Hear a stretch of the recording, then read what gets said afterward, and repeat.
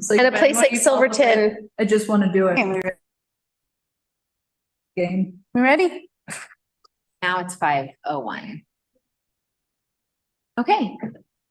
It's 5:01. This will begin our work session, and I guess do we need to do a roll call for this? Typically not for work sessions. Okay, that's what I thought. Do we want to we're missing Tyler. Shane, I know will not be here tonight. Tim's online. Have we heard anything from Tyler? I have not. I called him earlier today, but I haven't heard back. So I am not sure the status. Okay, well, given this is a work session, let's get started and then we can maybe check in with him before the regular meeting. All right, so to start our work session, 2024 budget and nonprofit request review continued from November 6th. Yeah. Okay. So had some times to, oh boy, I am a little disorganized in my computer here. There we go. All right, so I'm just going to preface this with a little speech and then we can dive into it. But basically, when I started this position, I wanted to show the community what was possible. And we've accomplished so much in the last couple of years: a new facility and park, a master plan, a successful Kendall event season, increased staff compensation, purchase of new property, and some desperately needed organization.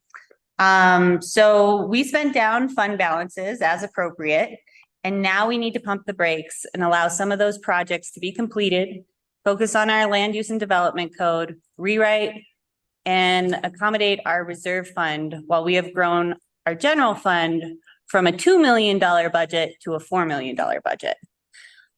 So we currently have $500,000 in reserve funds, which was adequate for a $2 million budget. But now that we have a $4 million budget, we need at least $1 million to cover a 3-month reserve.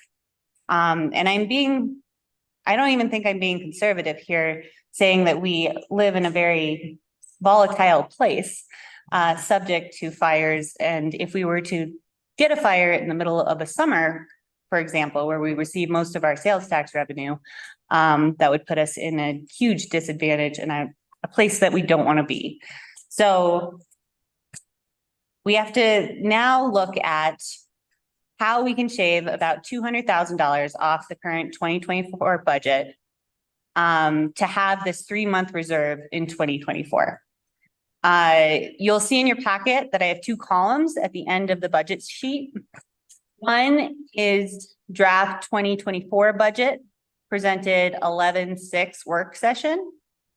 And the last one is the proposed admin budget presented at the 11/12 work session. That's today, or 11/13. That's today. Did I say 11/12? 11/13. I did say 11/12. Okay. I note that because yesterday was my birthday, guys. So Hey, happy birthday. 46. Solidly. Okay, so 11/13 is the admin budget. And that is my proposed, so that you'll see highlights in there that are my proposed edits, which might seem harsh, but they were kind of the easiest edits I could come up with to accommodate that ending fund balance.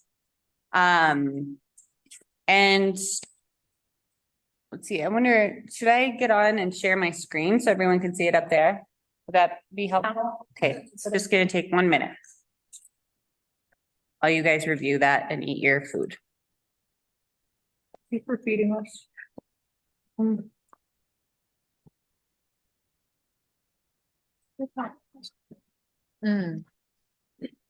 I'm gonna join. Guys, don't do it if you don't want to. Yeah, a little better. It's not in our budget, Lev. I will personally come in. The chair is not in the budget. Is there?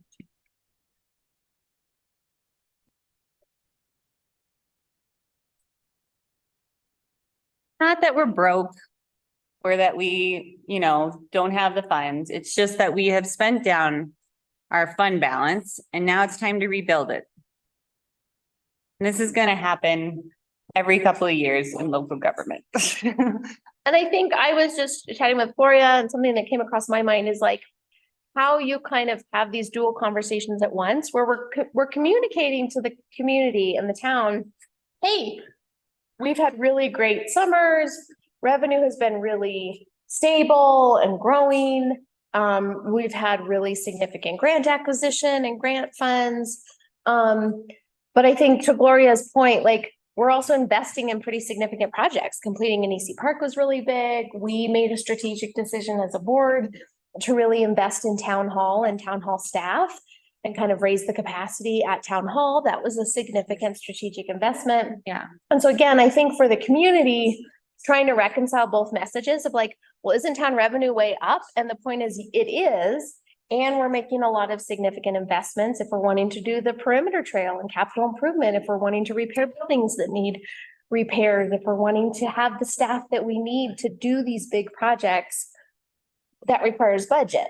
And so it's kind of both things happening at the same time. And to your point, Gloria, it's also spending money down like we've been doing, and then having to build it back up again so that we are in a fiscally responsible position for a largely tourism focused economy.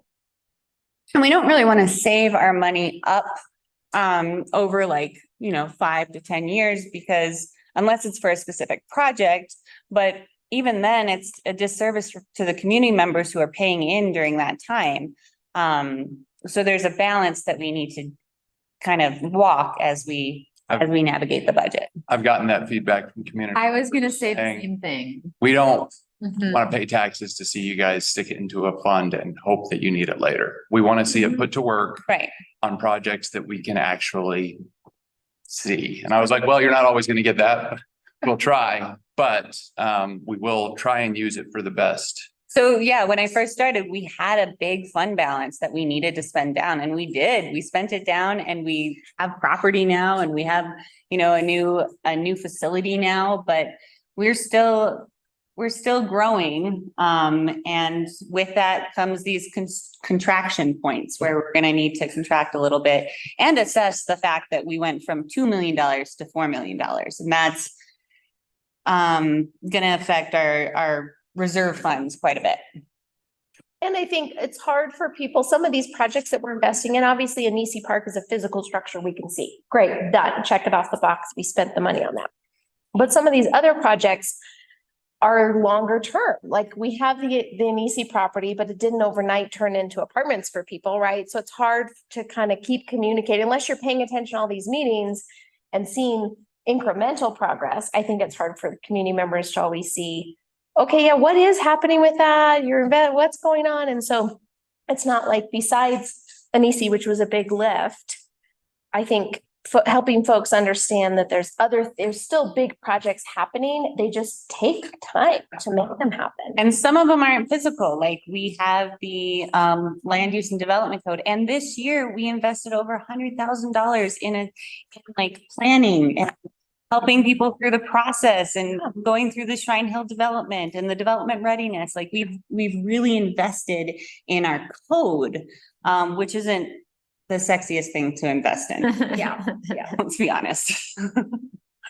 But it's I'm really glad, Dana. I'm really glad that you brought that point up. That's probably the number one feedback I've heard from the community since starting the budgeting process is I just don't understand. We're being told that the numbers are up, sales tax has increased. The town is in a really flush position. And this is good news. So why would we be in a position of having a budget work session on making cuts? So that's a really helpful answer to that. And I think it's an important point for us to understand, like, where has the investment gone besides just the facility that we can see and these kind of invisible expenses, invisible so far. Hopefully we'll see the return in the coming years, but Well, yeah. I would argue, if we're investing in staff has like quadrupled our budget acquisition in the last 3 years. So like, yes, we've invested in staff significantly, but that's paid off for the towns. And so hopefully people can see that. But I just think that message is important because it does get lost when you're looking at line item. I mean, I'm on the finance committee and it can still, but you can get lost in like, well, where's all the money going? Which things increased and which things decreased? But I think just, again, reminding folks, we've invested in staff. We've seen a return on that investment. We're investing in code and development. We're gonna see the return on that investment. And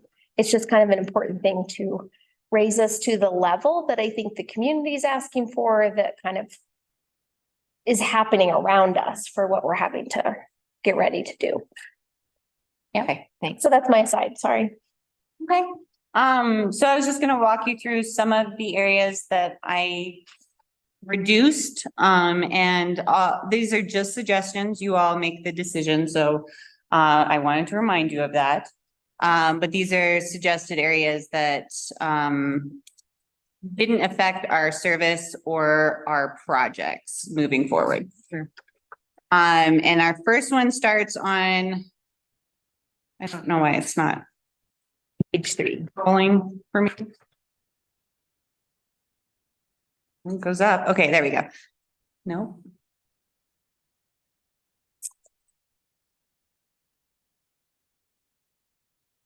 If I hit it harder, it'll work. Ask nicely. Okay, so our first one does start on page 3 of the budget document, and that is the community contributions. Those are the nonprofit requests.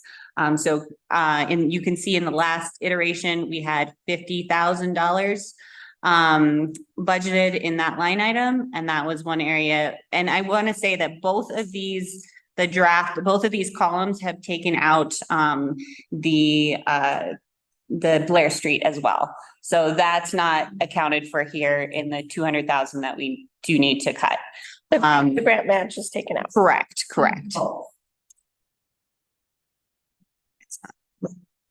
Okay.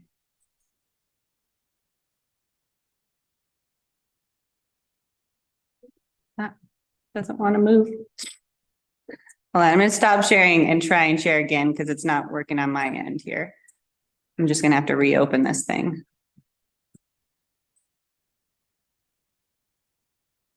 So are you thinking you'll point out the various areas, or we'll go on each of these areas?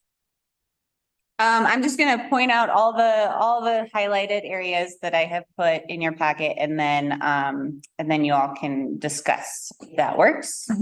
Okay. Going back to screen share, see if this version works better. All right. Yes, it does. Okay. The next area is on page 5 with partner organizations reducing. So it says partnering, and that actually has 2 subline items to it. And one is scheduling for 15,000, and the other one is Silverton Creative District. And originally I had 45,000 budgeted for both of those, and I reduced that down to 30 potentially. Thinking like 15,000 each or something like that. Again, that is up for discussion.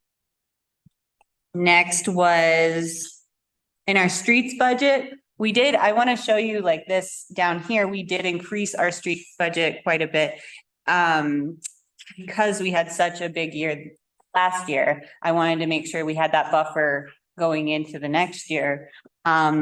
But the buffer was quite big that I first proposed. So we went from a budget of like, this year we spent about $108,000 on streets so far. That doesn't include these upcoming months. This is all based on August actuals, but I don't see that going up too much until we hit some snow. And then I had proposed 145,000 total for that streets budget and reduced it down to 130, but potentially this could go down further.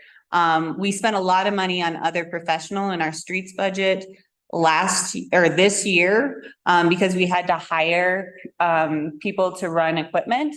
This in anticipation of maybe a higher snow year, we added down on one of the line items, rentals and vehicle equipment. We added money to accommodate us being able to rent equipment instead of contract out with other people, which would save us some funds as well. So that other professional line item doesn't have to be as large as it was this year, obviously. And could potentially be reduced more. As you can see in 2019, I'm wondering if it was 18-19, we had that big storm, was it 17-18 or 18-19? Yeah, the historic winter. Yeah, so we had spent about 103,000 on snow removal in 2019. This year we're at 108, so I just want to keep around that amount, just as we move forward and things are getting more expensive. Right, fuel costs, gravel's gone up, yeah. Exactly. And and then the other one was in grants. So it's on page 9. And it's reduced down 112,000 because I took out the potential grant match on there. And this is something that we can take out. And then as we receive extra funds in our budget next year, we would be able to allocate those for grant matches. Was that for a specific grant match or just like generally that was the big? 12,000 was for a specific grant Yeah. match, but the 100,000 was not. I remember. Okay. And does this, okay, a couple assumption questions I was looking at. Okay. Does this include still the 25,000 for a capital fund? For perimeter trail. Yeah, that still includes Okay. the 25,000 for the capital fund. It includes the 118,000 to supplement our refuse fund. I would say that's another thing we've actually done in the last couple of years is brought our refuse fund back up to 0. That was a significant investment. Yeah. Does this include Kendall Deck? Yes, it does. And then this assumes the sheriff's budget as presented, assumes the fire department budget as presented with potential funding for 4th of July fireworks. And it assumes, what was the other assumption I was wondering about? What's the COLA increase in this assume? 1.5. 1.5.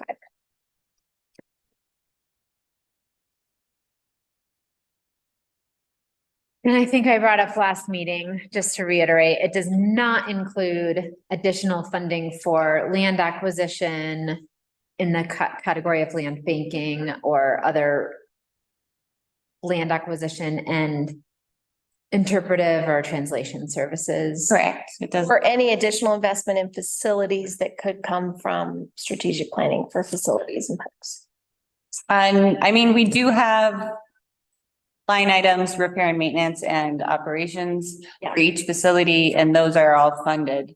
But no specific projects in regards to that. We are waiting for a new facilities and parks and rec director to, first of all, get her feet under her. And then hoping for a facilities plan next year so that we can actually budget accordingly. Yeah, thanks. Sorry, Sally. I think you probably had a third one. I'm sorry. I was just checking. I think that's perfect. Does this assume, oh, there was a third assumption that I was wondering about. That's the bottom line. As far as the functional assessment or not the functional assessment, but like we've committed around 30,000 for the wetlands inventory and functional assessment. And that's committed, right? Yep. Yeah. So there's nothing additional in this 2024 budget.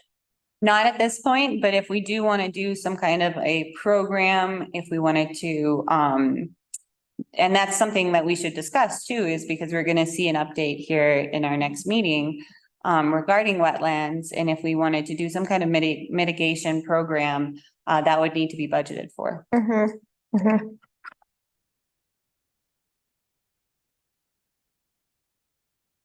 On what page do we see shared services?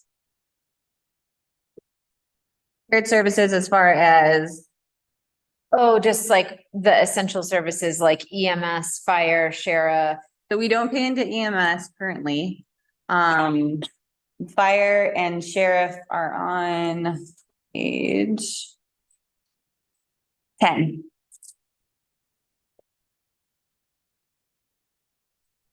Oh, yeah. And then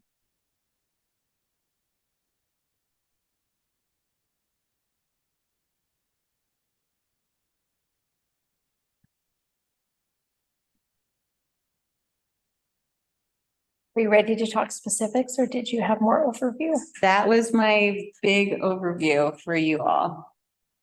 I think for me, it makes sense in regards to the reserve, right? Like I don't have to be converted that it's important for us to have a buffer just administratively, especially again, considering kind of the economy that we have. And for the future, we just all went through a pandemic, so we know how important it is to like to be accountable and to have funding. I'm a little reluctant to just take a total X to the nonprofit funding. It just feels like a small way that we can still invest back in the community. I mean, I think if we didn't have nonprofits in here, this budget does reflect how we invest in our community and our town. And I think I think it's fair to say, I could argue that it reflects town priorities, master plan priorities.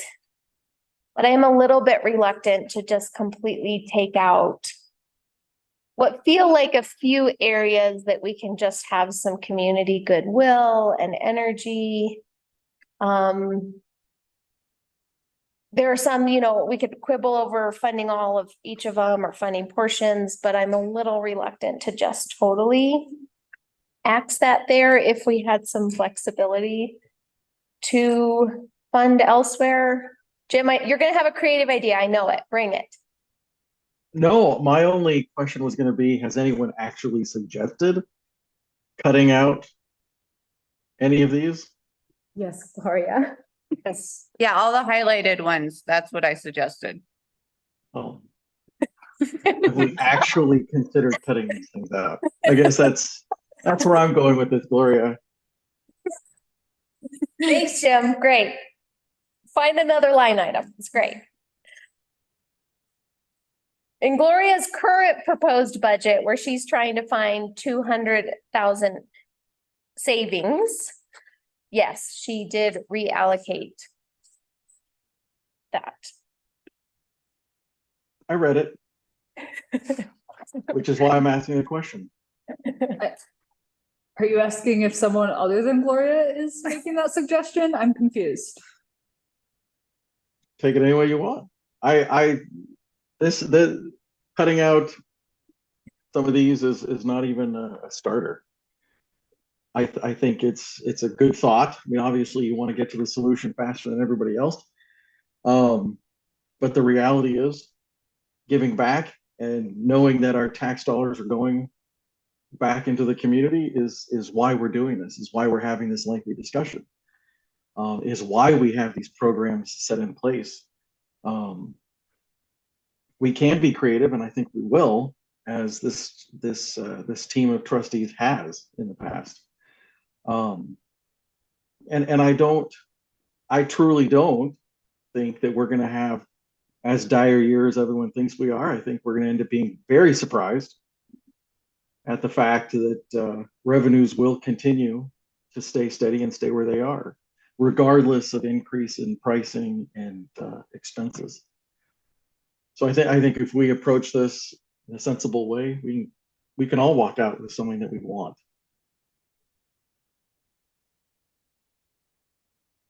okay, so go ahead, Jordan. Oh, no, I guess I have sort of a leading question, but what is our 3-month reserve cost budget for? Is it our like operating as usual, or is it a narrowed down budget of worst case scenario? It's a narrowed down version of worst case scenario. So I took out all of our grant expenditures. I took out, so, if we got into that situation, I'd say, okay, we can't spend that money on a grant. We're going to put that on operations. I also included our ending fund balances in all of our accounts. So not just general fund, but water, sewer, trash. And who else? It brought us to about $1 million for the 3 months reserve. Mhm. So I guess I keep looking at it as I'm not like picking on you, Jamie, just because you bring up the word opportunity cost a lot of like, we're like 10 to 15% short. And we're focusing on like risk management and risk assessment of like worst case scenario. Mhm. And it's kind of like, what is the opportunity cost of that security? No, it's true, yeah. It's like Mhm. 10% versus like we hit 95% of our Right. budgeted. And that was kind of the question I was trying to get at last time, and I think I misguided it by using the word savings, but you know, looking at in terms of like what is, because you also mentioned that like 3 months isn't actually ideal either, right? You'd prefer. I would prefer more, More but than that, but like. I don't want to hold money up is Yeah, the if we thing. exceed that, then we're gonna be cutting more things. Mhm. And I guess what's the value in the last 10% or so? Mm. I'm ballparking. No, that's completely a fair question to ask. And then you guys aren't mandated to stick to that $1 million reserve is the thing. If you want to be flexible, you can. But my recommendation is that we have that $1 million just in case. Well, I think the streets is a great example here that you brought up, Gloria, is like, we don't want to kind of save and budget in multiple ways and double count it, right? Like if we're kind of saying, okay, here we're budgeting more money for streets, but then we could cut a little bit from this line item because we kind of don't have to budget for it or account for it twice as far as a big year going or cost significantly increasing. So I feel like we can thread the needle on responsible financial management and like what you're saying, Jordan, is like, well, what are we saving for? And let's make sure it's targeted and focused because, you know, $10,000 to Silverton single track is pretty significant because it demonstrates that the town is really still behind this really big project, right? We're leveraging funds. And when I'm thinking about like what we're investing in, I'm thinking there are strategic investments. We invest in staff. We invest in infrastructure. If community members want more in town, we kind of have to pay for that. We're investing in identified priority projects and then leveraging funds, which to me is like investing in partners and opportunities that kind of bring more than what the town can offer itself. And that's where I feels like a lot of these requests come from. So it is that question, like, not as the dollar amount for the reserves wrong, but could we get at it different ways too? I think that's the crux of my struggle with going through the budget is I feel like, especially like the nonprofits and partners, I feel like dollar for dollar, we get way more bang for a buck as a community funding those things because it's not a lot of money, but they provide a lot of services that the town doesn't provide. Just where I'm struggling with finding places to cut them out of things, I think. To keep us moving along, just because it's about 5:30, I'm wondering, it sounds like we do not have strong support from most of us to consider the idea of just Xing out and zeroing the nonprofit request amount. So could we keep going and come back to that? And like, for the other items that you've highlighted, like, should we just kind of go along and have a little discussion? Because I do think that I think we have a lot of agreement on funding the nonprofits is what I'm hearing. Liv, At least Tyler, at some level, maybe. at some level, like none of us are Tyler and Liv, I haven't heard you, but my guess is that none of us are in favor of completely cutting nonprofit funding to zero. Or are we? Let's just talk about that. No. No, and I don't think it's an all or nothing binary, and I'm a little confused as to why it's being discussed that way right now. Oh, I think because it gets us to like really reckon with. Like this seemed like a great tool to get us to come to the table and say, I mean, well, correct me if I'm wrong. No, this is the tool to help you guys kind of figure out what you cut and what you don't. And it sounds like you want to stay with that. What's our process for determining Yeah. what comes back on that line? And we could put a pause on this and you can talk nonprofits and see which ones you want to fund and then direct me to find those funds like that. Was a comprehensive Yeah. list there that did say these ones are in line with our master plan, these aren't. And back to Tyler, sorry, Jim, I do see you. If we're gonna continue with the nonprofits, Tyler brought up a point last week of just starting with who's completed just who turned everything in on time with a complete application. That seems like a really simple place to start. I don't know if we've done that, or we had a deadline, we extended the deadline. I don't know who made the deadline. I don't know who came in late. I genuinely am just wondering if we have And then the most important part of, I think, about what we did though was we still graded them on their merit, and then we only had X amount of dollars at the end of the day, but then based on what they were, we gave it as a percentage. So, so it's not like we were like, well, we can only fund this one, so we only have this much money, so they get, you know, the $5,000 we have to give all goes to the $5,000 nonprofit. Yep. That's not what we did. We Yep. were like, okay, you know, there's 3 of them. We're going to split it up based on the percentage of how much they asked for, but. It's more nuanced and. Mhm. So if we can get to a point where we're like, okay, this is what we have left over for nonprofits, and it's not gonna fund them all, but now we can sort of whittle down which ones are, you know, we want to fund, and then how do we want to fund them? And we could use that same idea. There's other ways that we can, you know, there's other algorithms that we can come up with and figure out how to fund them if there is any money.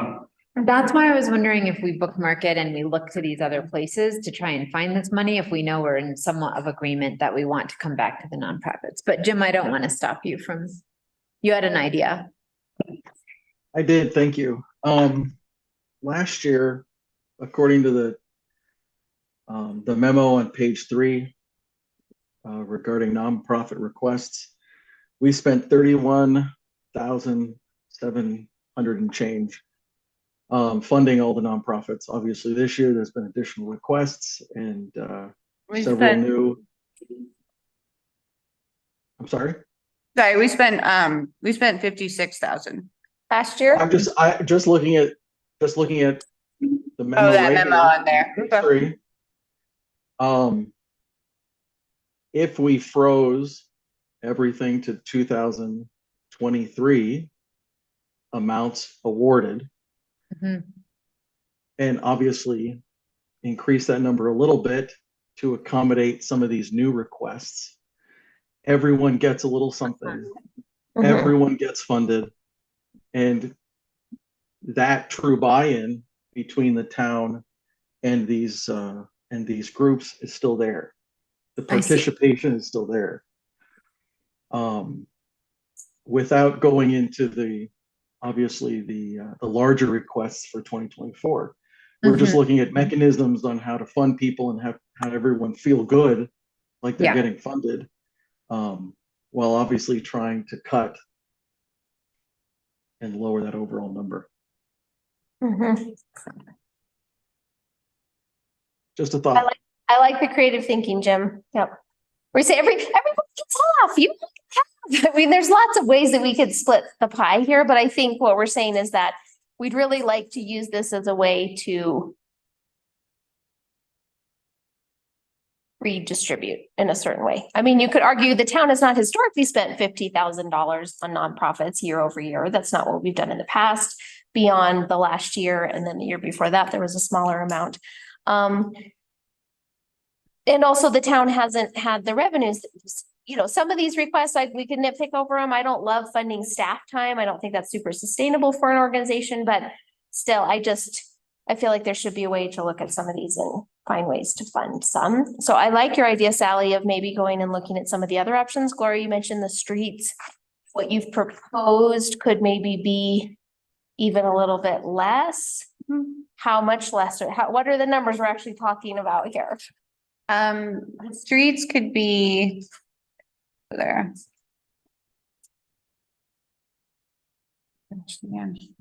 I'm having computer issues. Just a sec. And anyone else too, as we're looking through. Yeah. I'll just open it. If I close and open it, it usually works. There we go. All right, go into the streets, which I think is page 9. Oh, okay, on page 12 for the streets.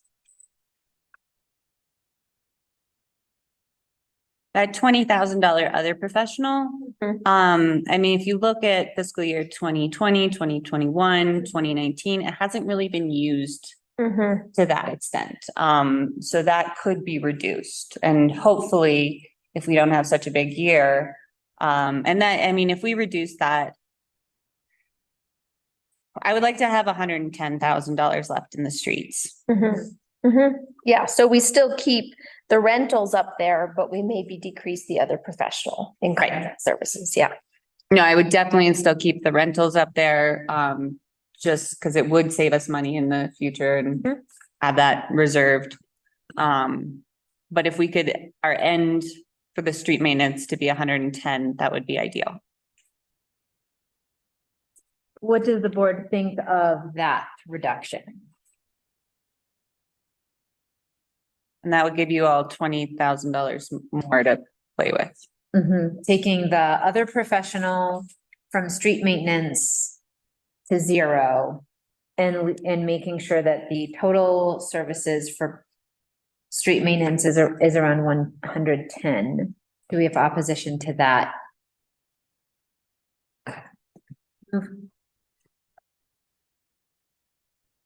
We just started there. That one seems a little easy. Done, easy, great. Okay, let's look at another.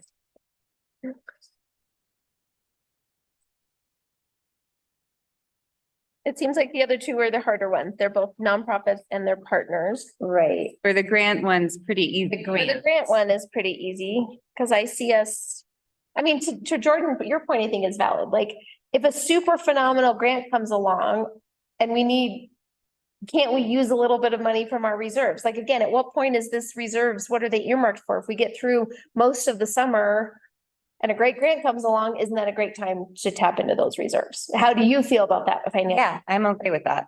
Yeah. I just want to make sure it's there through the summer. Yeah. So that. Yeah. We have it if we need it. It's functionally an emergency fund, right? Yeah. Thank you. What page was that So- one on? Grants are on 9. Thank you. What are the board thoughts on the reduction of the line for grant match? Don't like it, but I feel like I'm not gonna like any outcome here, and thus I'm open to being persuaded in different directions. And I will reiterate that the county has funds for matching funds for housing specifically. So we're not giving up our housing grants. We're actually asking them on the 20th for a grant match for a More Housing Now grant. So. Okay. Jim, any thoughts on the grant reduction?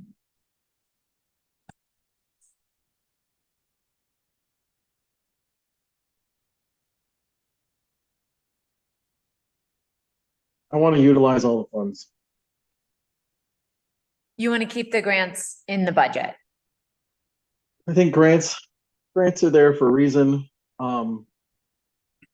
Obviously they can be used, they can't be used, but you know, I'm looking at the overall picture and I'm thinking about this entire budget in years past. We've gone at this like we have this year in our subcommittees. Tyler, Dana, myself, we looked at it now in our work sessions for the second or third time.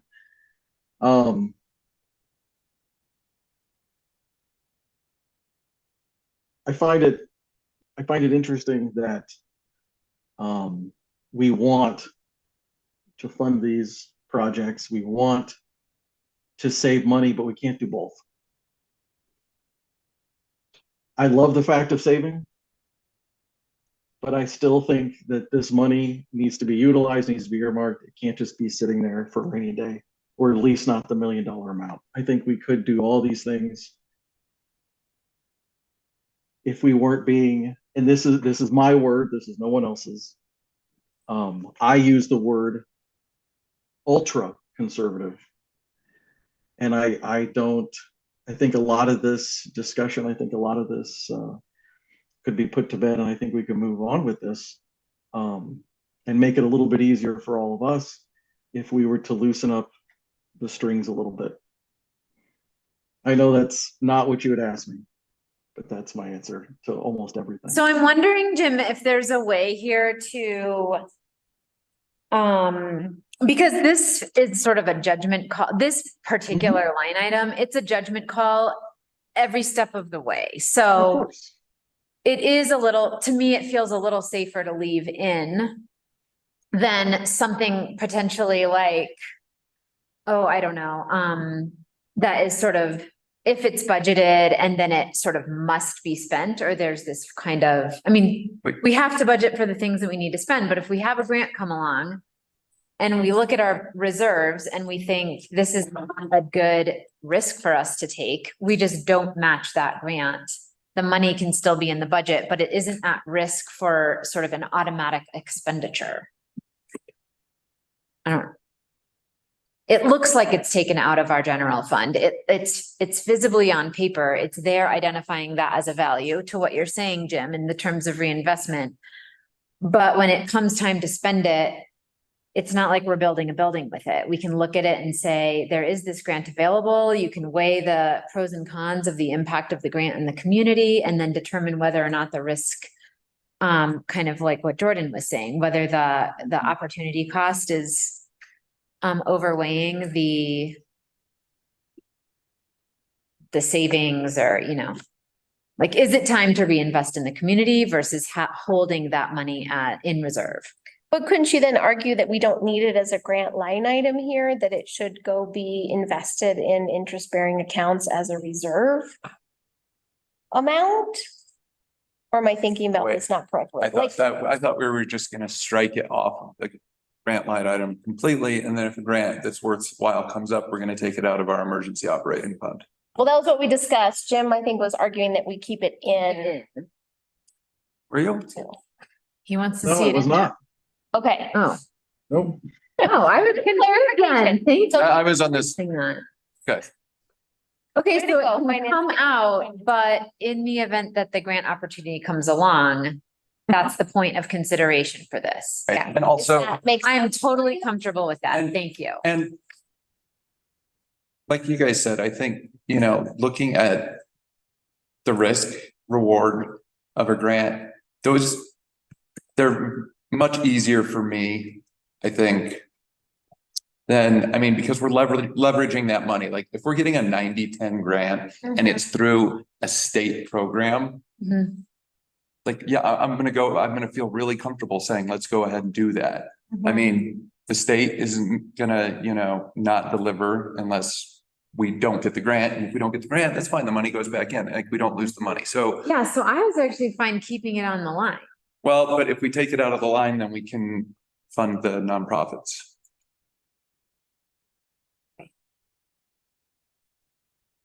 How do you feel about that accounting? I mean, it's functionally the same as just It's functioning. taking it out of the reserve. So I'm just wondering, the amount requested is about 5% of our reserves. If I'm doing math correctly, which I think I am.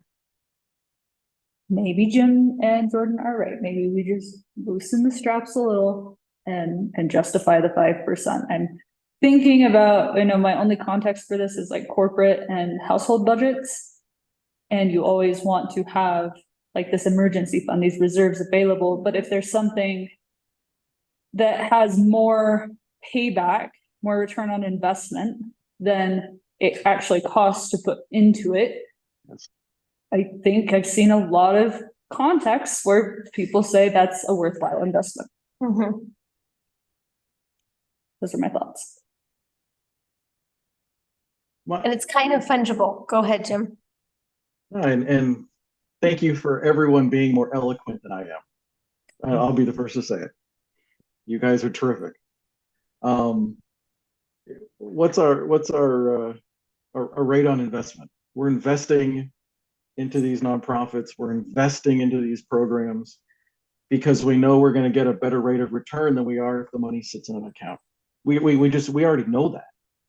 And I'm not saying to abandon the whole idea of having 3 months reserve. I'm not abandoning the idea of having money allocated to grants. But I think we can do it all and get a better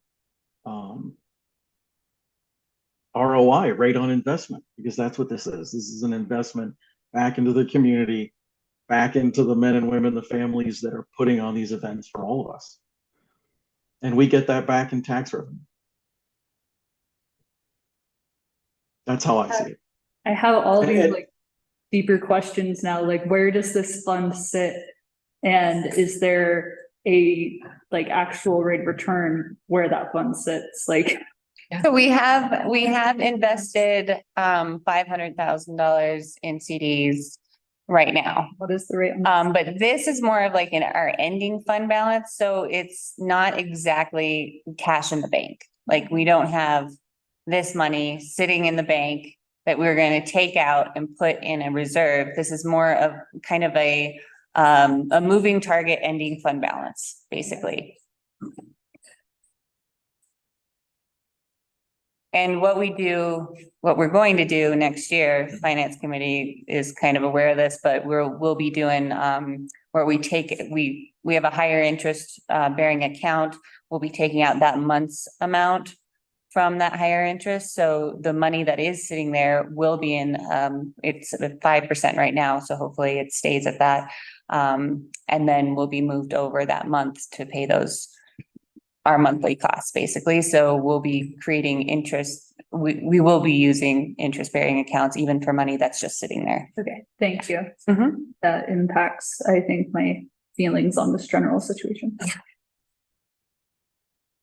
So we have said that we're okay. I think what I heard was that we're okay basically taking the line item for grants out there. Where are we sitting here? I'm confused. I would just add. So it's only the 112,000 that I'm putting there. The rest of it has been awarded and we will. Yeah, we're talking about $112,000. And I think that if it's something that we want to, I think that if that's a line that we really value and that we expect to be using for grants, I would like to advocate that it has something there, like not 112. We could take 112 minus the 57 or whatever the nonprofit number comes to and take it and call it that number. It just seems like if it's something that we really want to commit to, I think we should name it, and it should be in the budget as grant match. And that protects its integrity. It's gonna be there anyway already with the funds that we do have allotted for other projects. But I don't disagree, like we can take out whatever we decide to award to the grants and then leave the remainder in there. But it's my understanding you've already taken that out. Is that correct? The 112,000? Okay. In the yellow one. And the yellow one, I. Yeah. Mhm. Yeah, and so if we had the 112 and subtracted the grant ask and then put the rest of it in there, then we would still have the emergency operating budget, we would still have some money in grants, and if we had a real opportunity for a good grant coming along down the way, then we could probably take out of the general fund and just say we're gonna get We would take it out of what we allot in the grants, and then we would take the rest from the general. and it would be, And I think it would be easier to take it from the general fund at that point. Because we would say, this is clearly something that the board has identified as a priority. We funded as much as we could in the budget, and that's where we hold our values. And so now we do want the request of taking it out of the general fund.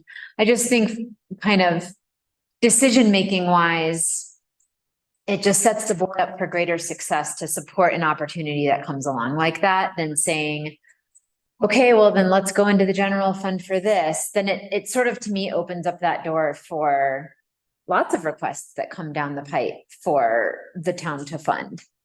And if we can just protect it in the grant, in that part of our budget, I think that seems to have more fidelity to me. So to clarify, we're looking at the 454, 800 number. Mhm. And we're saying, is there an option to decrease that more to fund the nonprofit requests or the partner requests? Oh, we can't decrease the fourth. Increasing You'd be increasing this line item. by 112 minus what we decide to fund nonprofits.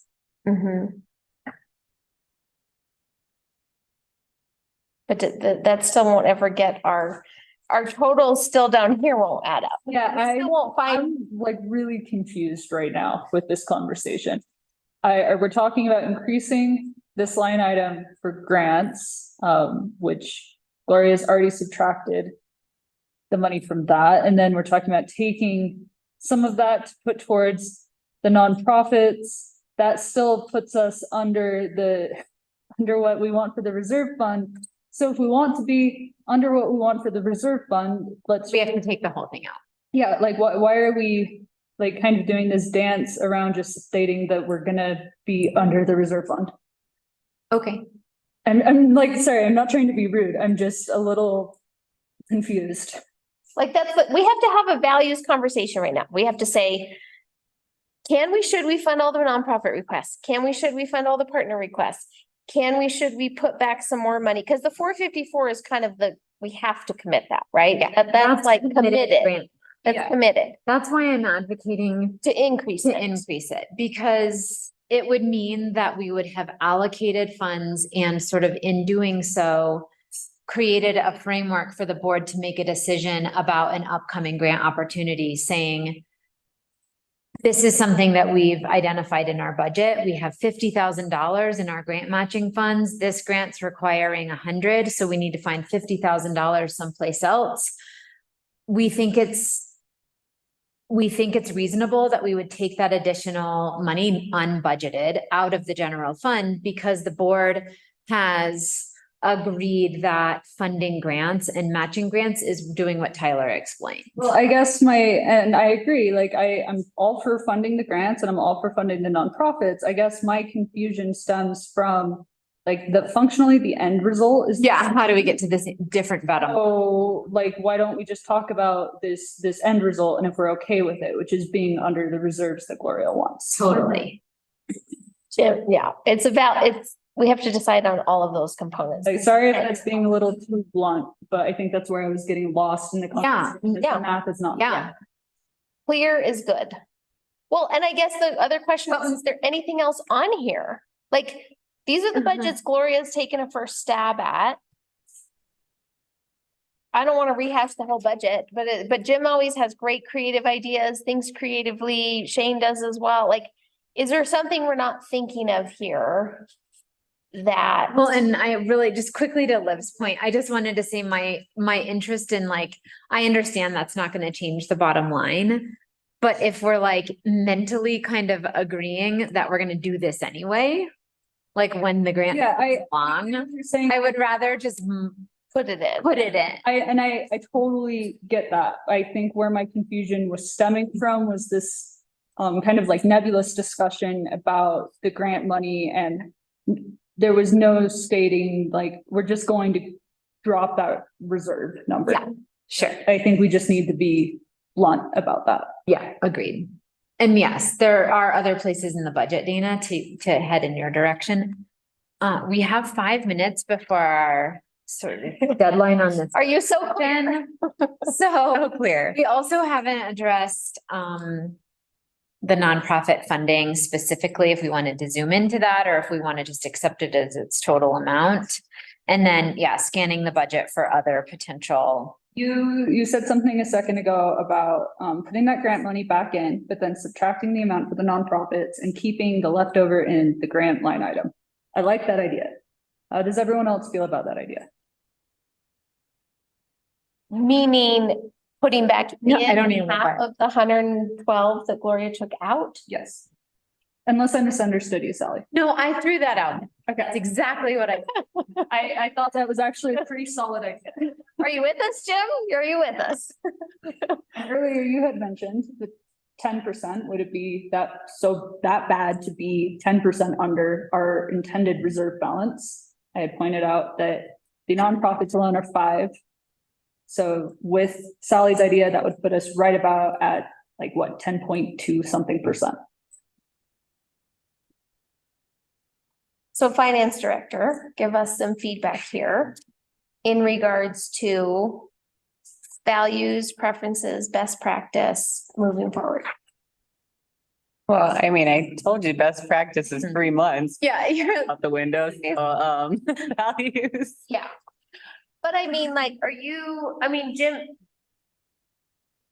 I think I hear Jim making the argument that there's sort of a spectrum here, but I think it's also important for us to know, like, are you saying I really have to recommend against this? I'm really giving you guys a bottom line and you have to work within this budget. Like, I feel like that's what you kind of came in telling us, and we're all trying to come up with creative ways to say, no, just kidding. We can say yes to it all. Yep. That's kind of check that I'm trying to have us all contemplate. Mhm. I love to say yes to all. Mhm. Are you familiar with the phrase "all models are wrong, but some models are useful"? I feel like we're having a discussion around a lot of hypotheticals, and Yeah. the Budgeting. likelihood that everything is accurate is predicting the future is slim. Highly unlikely. And I'm always gonna budget conservatively. And this year we went over budget. Which I didn't expect because I thought we were pretty conservative in our budget. Luckily, we had extra funds to cover those overages, but having a buffer is nice. Mhm. But I don't want it to be a disservice to the community. At the same time, I get the position that you all are in is, it's not exactly, it's $500,000 in the bank for sure. And then this kind of floating 500 that would be, depending on the time of year in our bank. Mhm. Mhm. I feel like what people are wanting here is like certainty around this, both this floating number, but also like the return on investment that we get from the nonprofits. Hmm. And I don't think that we are going to go and be able to quantify that. So it's really something that is on us, and it's a difficult decision. And I understand that we all want to do right by the community and to do right by Gloria, but like this is a decision that falls on us, even though it's hard. That's we have to make it.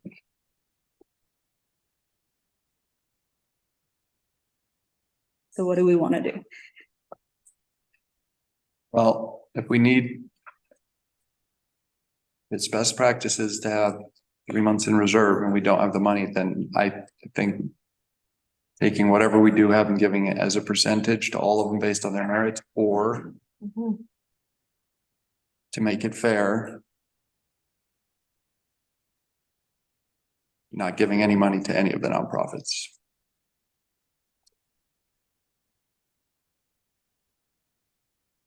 Jim. Or we can give the same Yeah. amount that we gave last year. Obviously, give some to those folks that have requested this year, but we're still participating, we're still partners while trying to be fiscally responsible and looking at the bottom line. I personally just think there's a happy medium to this whole thing, that we can do a little bit for everybody. I know that in our finance committee meetings, I don't believe it was discussed this year, but I know in years past, we've discussed caps on what different institutions and groups can request. And I think maybe obviously this discussion is forcing us to have those bigger discussions, which are putting certain mechanisms in place. But I do think we need to be that partner. We need to fund these to the extent of funding them is where we're at. Which kind of takes us all the way back to the previous conversation what, 2 weeks ago? Of what percentage? Well, and honestly, I spent a lot of time thinking about this, thinking about partnerships with the county, thinking about kind of a little bit of return on investment. And I came up with a nonprofit number that was closer to 32,000. I am happy to pitch my rationale. It gets down to, again, subjective preferences, right? Some of it I just said, let's give them half. Let's tell them to split it with the county. Let's do this. Let's do that. And we can go through that. I came down to a number. We can go with Jim's. Let's just do last year and say we funded them around last year. Yeah, there you go. And so I think this is where it gets tricky for us because we have areas in the budget that are much higher expenses than what we're talking about here. But this is very discretionary funding, and it's our friends and neighbors that we all see doing really great things in our community. And so I guess there's just part of me that wonders, in our kind of quibbling over the nonprofit and partner requests, like, again, those are not the things that are really driving our high budget numbers. That is not where we have significant expenses. But it also is a place that we can say, this is discretionary. If we take it down $20,000, we just took streets down $20,000. So is there anywhere else that things can be moved, or is that our number if we're going to hit Gloria's reserve number?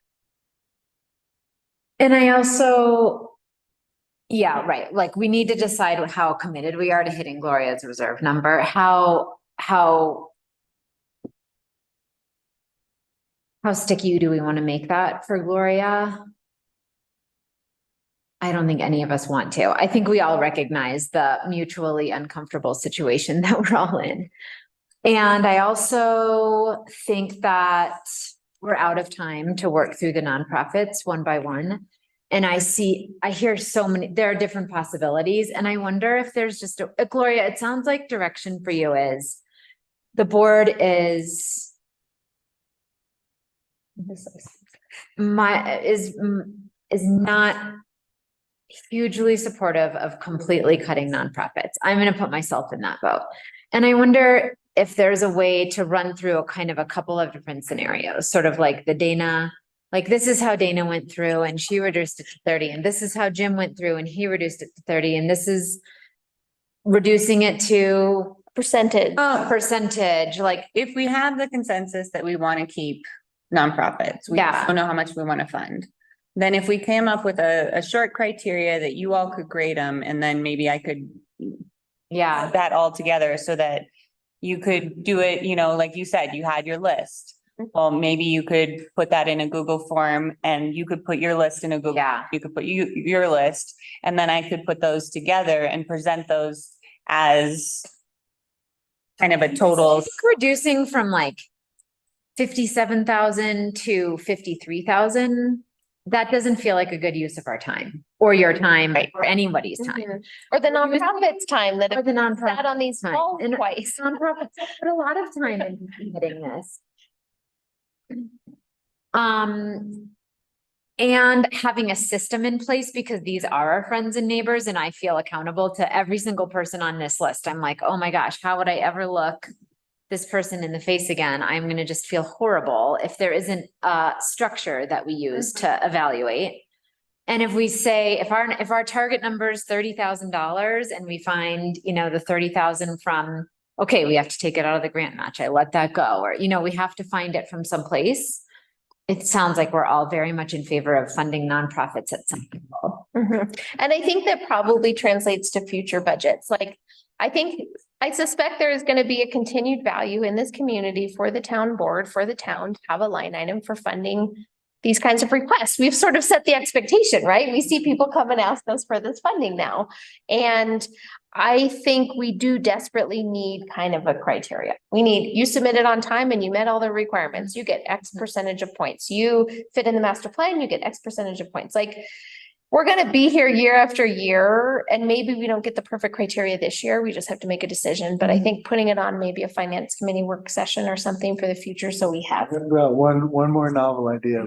Yeah. Nice. That is it potential to budget in like a contingency plan of like, we're gonna fund you 50%, and if we get to 9 months through the year and we haven't used any of our reserve funding and things are looking good, we'll fund the remaining 50%. An option? Great idea. Creative thinking. I like Unless it's for an organization that somehow needs it in a certain. You know, like I'm looking at single track and thinking if they're using this for a grant application or they have a certain, we asked those questions. You asked those questions last time, but Mhm. yeah. That potentially opens up additional funding for them that they wouldn't have had before. So I guess the question is, how do you all want to score the nonprofits then? And then if you tell me, I could create a form that you all could fill out and there would be a scoring card for each one. If that sounds fair. That sounds fair. Can you make it so I can abstain from a few of those? Because I sit on a few of these boards. Yeah, I won't make everyone required. Myself. Yep. As long as I can skip the ones Mhm. that I would need to recuse from. Okay, so let's name the, I mean, just off the, if we're going through this real quick, like on time meets administrative requirements. Percentage, I wouldn't necessarily rule them all out. We extended the deadline for a bunch of people, but shouldn't we say that the people that actually met the deadline and were paying attention Receive should them. get some preference? What if someone stayed up over the weekend or like tried to meet the deadline and other people didn't? So like timeliness or administrative, did they? completeness. The Master rules, plan master priority. plan priority, I you think know, leveraging. leveraging, sure. Steward of the, like, fund stewardship, like, has received funds year after year as a, you know, we know that, like, it's a track record. They'll administer them appropriately. Exactly. You Yeah. probably have great suggestions, Tyler, like, what else would you throw out there? If you leverage other funds from another place, that typically helps you score higher rather than lower. I know some people are like, well, they already got some money, but that means that they've really been working on this project and really been putting time and effort into it. And so that usually will give us a higher score at like some of our state level grants. The amount of people affected, like if you can come up with a number, like, you know, obviously that's going to be theoretical, but like, how many people do you think it will affect? Or is it, you know, is it local people? Is it tourists? Like, yeah, I guess I would encourage us all to look at the application because there's no more information than what we have in the. Yeah. Yeah. So with this, I have, on time, meets admin requirements, master plan priority, fund stewardship and leveraging funds. That sound like a good list? I think a question mark I had in my mind is I really struggled with some of these that were having requests to fund staff. Because that feels like, I just know in other grant applications, it's like, it doesn't demonstrate a lot of sustainability for the organization if they have to fund staffing. I don't know. I just found the staff funding a little bit tricky, especially for a town. I am But- 100% with you. I think that if you're trying to build a position based off of a grant, then it really becomes are we going to be paying for this year after year after Yeah. year? Is that Yeah. person going to end up having to take the time that they should be using to do whatever the job was created for them to do? Or are they going to end up using that time looking for more grant money to continue to fund their job? Yeah. I know we are, for the state grant fund that we apply for every year, we're not allowed to use any state grant funding towards a yearly employment position because they don't want to have to end up funding it every year. Which is super tricky on this, is because you look at the clinic and the significant impact that they have. And at the same time, it feels like a tricky thing for the town to fund. If there's consistently. if there's a way to do it one time and then they have a sustainability Yeah. plan behind it, that's something different. But again, we only have the information in the packet to go off Yeah. of. Yeah. So I had kind of a Upgrade from when we first started I feel like the nonprofit. criteria you guys are looking for, is it a temporary project or an ongoing project? Yeah. I don't mind funding staff time if it's like a temporary, they need to accomplish Yes. one goal that's finite and completable. Yeah. Well, is it like a self-sustaining position? Sustainability. need us all the time. And that would also Not a be general sustainability one. Yeah, temporary. and I feel obligated to make a stop. Okay. And we have to respect the time of people who are here to attend our next portion of the meeting. All right, and so I will send that out to you. I'll ask you to fill it out before our 27th meeting so that we can have a discussion on that. Appreciate Feel that. clear? Does the rest feel clear? As much, yes. Yeah. Great. How long have we been talking about this? Go right. Important part of the year. Budget season at work. Budget I think we started in May. Okay, it's 6:11 and we have on our agenda tonight at 6 o'clock sheriff's budget. Bruce Conrad's here. Gloria, I don't know if you want to frame this or kick this off for us or what. Yeah, have a seat. Yeah, what the, Yeah, so I just invited Sheriff here to answer questions about the 2024 proposed budget, go over the contract, and then discuss a request to create a marijuana license authority similar to a liquor license authority. So does that sound like everything? sorry, yes, and then. Okay. And that, not to complicate matters, and thank you all for carrying the heavy load that you are, that was interesting to listen to. To put my film office hat on for a moment, we're in kind of a weird spot, and I may make my fellow board member here gasp online there, but we were awarded $7,500 last year, and I don't know where that falls into your budgeting this year, but I'll tell you now that I don't intend to ask for that again. So if that's a line item that you have for us, there's $7,500 saved. That check has been held for too long because we were in an unusual flux pattern and had to figure some things out. We are now figured out and getting ourselves back on track. And that $7,500 check is essentially fresh to us right now. And I feel like it's a really comfortable place to be financially. So if that's any help, I'll offer that. Thanks. So sheriff's wise. Wait, sorry, can we go back to your hat on shared services again? Was it 12? No. It's Yeah, I thought it was 12. Oh, 10. 10, okay. All right, just this is, and then his budget is in the have your specific budget. Okay, thanks.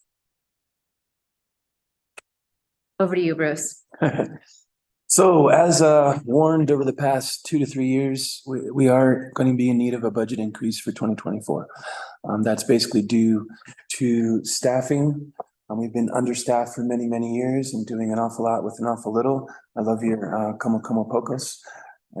I eat coconuts, and for the last 9 years, we've given back between $23,000 and $27,000, between 23 and 27%, I'm sorry, of our budget, which is an awful big amount, I think, for budget return. And I've been trying to warn you all over the last few years that that's going to come to an end at some point. We were able to hire another full-time officer this past year. That's going to take a big chunk out of that type of return to you all. We were sitting, the most recent numbers I can get from Willie are at the end of July, we're at 58% of our budget, which I think is appropriately right on track to wind up kind of near our budget for this year at the end of the year with our new employee on board. The reason for the increase, in which would be approximately a 20% increase on my biggest line item, which is personnel, which is about $390,000 a year. The total budget is $498,000 a year. The biggest line item there being personnel, we're looking at about a 20% increase to take into effect that we have a 4.5 man team right now. We're looking to bring on another full-time employee this year. Now, how successful I'll be in that, I've been looking to bring on the 4th full-time employee for the last several years. And it's a very, very difficult time for law enforcement, let alone anyone else, let alone law enforcement agency in a very small community to try and hire. So how successful I am, that's to be determined, but having the funding is key to that success, obviously. So that's the gist of why the sheriff's office is finally asking for some funds from you all. And I guess talk briefly about the 60-40 split that has been a topic of conversation in the past. I still think that seems appropriate from my end. We look at about a 74% to 26% split of services, meaning that the town gets about 74% of our attention rather than the county. So I think that 60-40 is a good deal for you all and seems to work for us as well.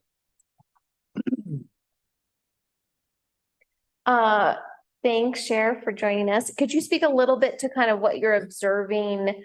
Do you have any numbers or kind of indication for really, again, this kind of need for increase? Like you're saying increased infractions, you're seeing less coverage availability for staff, just sort of like when we're talking about adding a staff, sort of bring that justification that we can share with community members as we're sort of sitting in the seat. You just heard us, right? Well, we're trying to find 5,000 here, 3,000 here, cut this $1,000 budget to 500. So just giving us more to work with around what you're seeing in town. And obviously it's shared services, so with the county as well, but kind of pitch us on that added position for the benefits of the community. Understood. Sorry, I didn't cover that more clearly. Being understaffed for the last essentially 9 years of my being sheriff is quite a drain on all of the employees and myself as a whole. It means that you have no room for someone to be sick for any sort of extended time. You have no ability, most importantly, you have no ability to train as often as we should. Training requires, obviously, we don't have a lot of training here in Silverton, so it requires travel. It requires extended stays out of time. It requires shifts being covered by other officers. So we haven't been able to train as adequately as I would like to see over the last several years. And we're getting to that point now, which is spectacular. But the future is essentially building for my departure. I'm not going to be here forever. Also, our half-time employee is an officer who's been on the job for 47 years, won't be here forever. So we're going to have some holes in the future. I would hate to, I could step away right now and leave us in the same straggling position that I've been in for 9 years. I don't feel comfortable doing that. I feel as though building another officer, getting someone on board and setting myself up to exit successfully is the appropriate path. And that's what I'm working toward. Gotcha. Yeah. So as far as just talking about shift coverage, like you simply just don't have the people to cover all the shifts that you need. It's not, I don't want to paint a picture that we're struggling to cover, because to be ideal, as we've talked about in the past, I have 2 officers on during the meat of the day now, which is excellent. It's right now, it's kind of a waste. Right now, we've got Under Sheriff Lawrence is doing side projects, and right, because it's obviously not much happening right now, but it's also really, really necessary in the busy times of the year. And even in the winter, it's super helpful. So we've accomplished that goal. Kind of lost my train of thought there. What I was trying. Coverage shifts, like again, I mean, Being covered, it's not an undercovered It's situation. not that we provide 24/7, 365 days a year. We've never not responded to a call. So that's not necessarily the issue. It's difficult to do that, and it can wear you out in the summer. Zero room for error or for somebody to be unavailable. Yeah. I work 4 to 6 doubles in a row sometimes in summer in the past years, and that is really, really exhausting mentally and physically. Yeah. So it's not something we can sustain forever, and it's something I think we've muddled through rather well and gotten to this point where we're feeling more comfortable. I want to get us to the point where we stay that way. Yeah.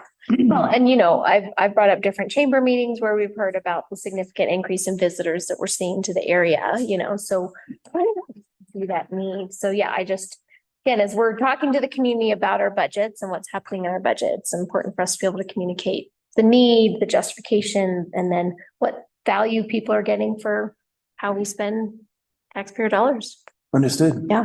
I think if you were to compare our office with neighboring departments like your APD, which also has your Sheriff's Office, which also has a Marshal's office in Ridgeway, flabbergasted at what the amount of personnel and the amount of budget that's being spent for a really similar job. Yeah. And we see this throughout, and it's such a small town, is you kind of have to pay for a base level of services regardless of whether you're 700 people or we see that with water and sewer, we see that with infrastructure. So and I'm pretty proud of the services we provide for the amount of budget that we've been utilizing over the last many years. And I don't think it's a whole lot to ask for. I understand you guys are strapped and we'll make do with what we have to make do with, but it's obviously a really important feature of the community that needs to be progressed. that's great.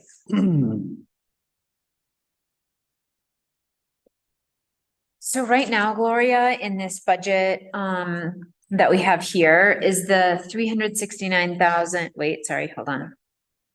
Oh yeah, 369,817 number. Does that include the new staff position? Yes, it does.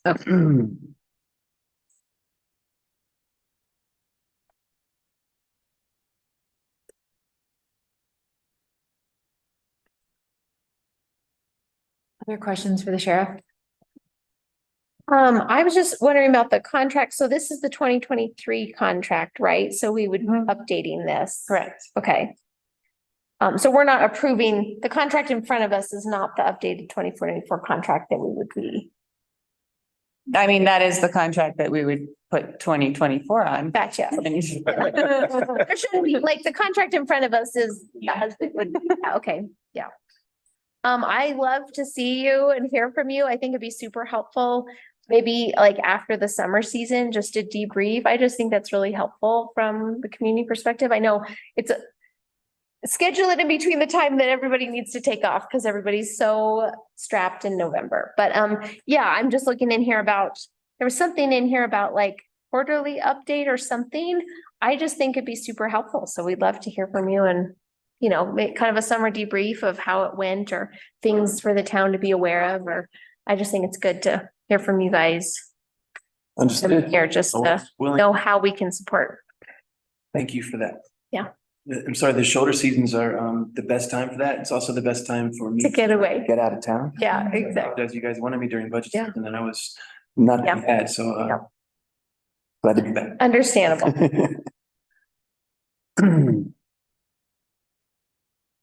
I've taken all the questions. Anybody else? I don't have any questions. I just know that our call volume has been increasing 15, 20, 27% a year, and they come to every call. And, you know, not having enough people leads to burnout, then you lose somebody, then more workload is put on the rest of your people, then you have somebody else burn out, then all of a sudden, you know, you may not have anybody. So, yeah, I certainly understand the need for more people. Particularly with being understaffed for the past 9 years. I think Yeah. this is a very reasonable request.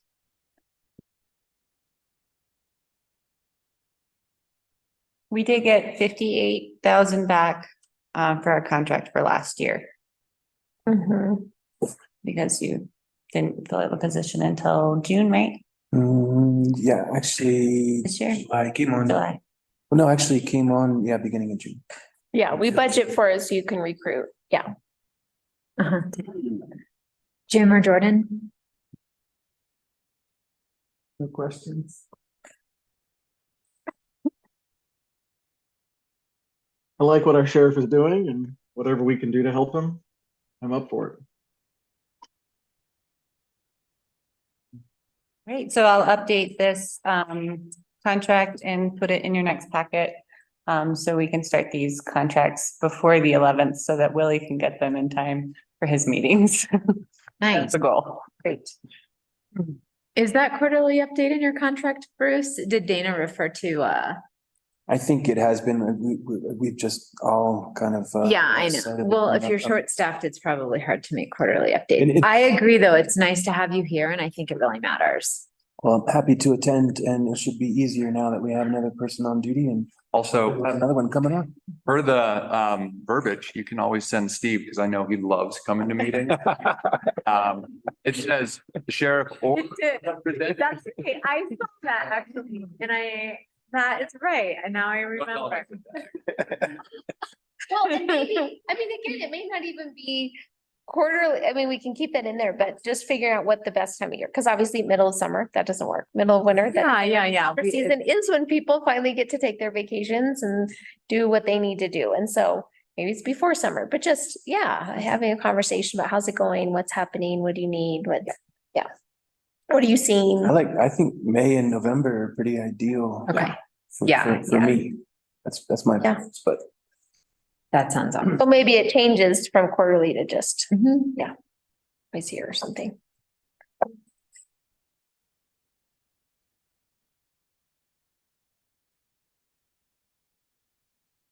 Okay. So Bruce, you're on the next item as well. Yes, ma'am. Sorry, good news. My little sister is in surgery. My father was in surgery earlier today. It's been a stressful day in our family. My little sister just got out of surgery with a brain tumor that was just found.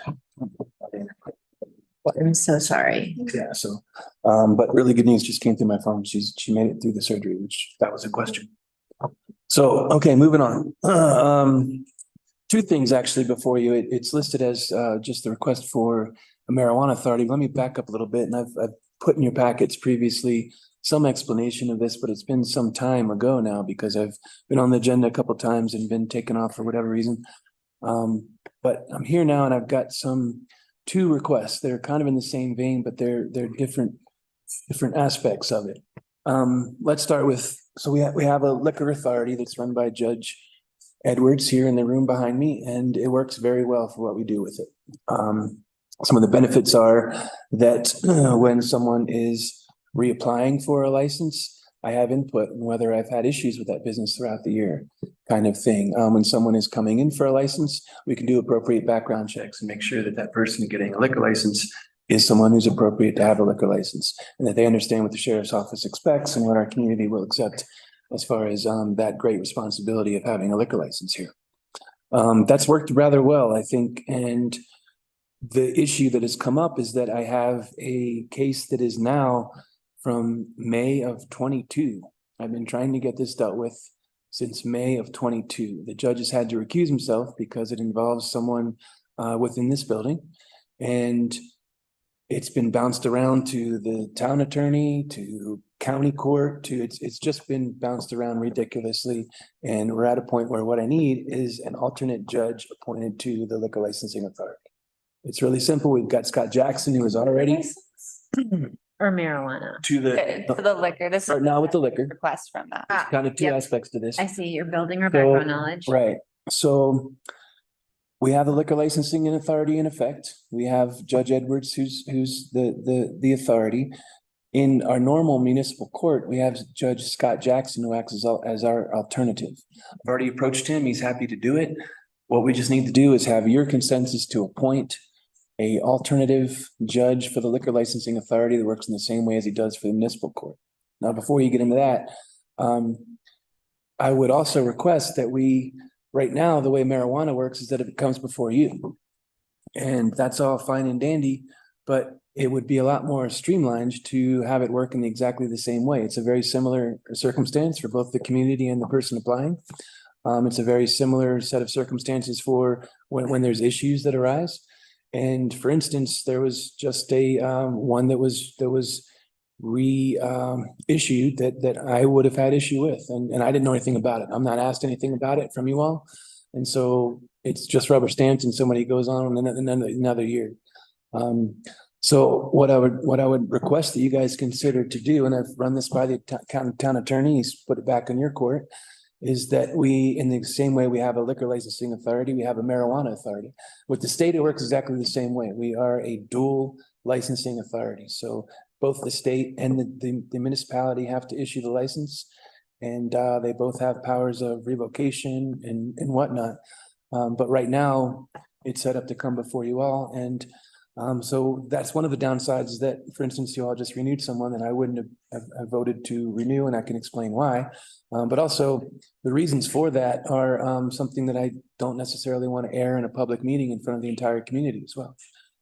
They can get sticky, and there's potential liabilities, and there's all kinds of things that go on there. So the liquor licensing authority model, I think, is way more appropriate than what we're doing with it right now. So those are my two-ended request about having, and so in the same vein, I would ask that Judge Scott Jackson be appointed as an alternate for the marijuana court, should that be approved by you all as well.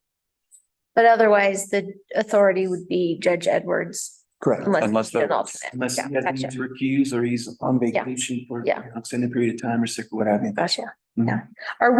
I wasn't quite clear from Clayton's memo and this discussion. Is it? So I understand currently the jurisdiction has the authority to issue the marijuana license. That's what we're doing, right? Reviewing and approve and issuing it. And so are we allowed to establish a marijuana licensing authority that is separate from the town board, that doesn't have the town board really? And Clay is, I wondered if we could get Clay to just kind of give us some guidance and parameters around this topic. Generally speaking, and then, yeah, definitely address Dana's question. Yeah, well, Oh. generally speaking, I think we're talking about like three different things in the same discussion. We really should attempt to compartmentalize, the requests here. I mean, one of the requests is to basically change the marijuana licensing authority from the Board of Trustees to a separate type of authority. One of the requests is to establish an alternate judge for municipal court, and then ipso facto, based on the change in the marijuana enforcement authority that's suggested, have that alternate judge be the alternate judge for liquor licensing authority and marijuana. And stop me, Sheriff, if I'm missing any of this or misunderstanding of it. One And the minor third correction. request. Oh, go ahead, sir. There is one minor correction that we already have the alternative judge in place for municipal court. We're asking for that judge to be appointed for the liquor licensing authority.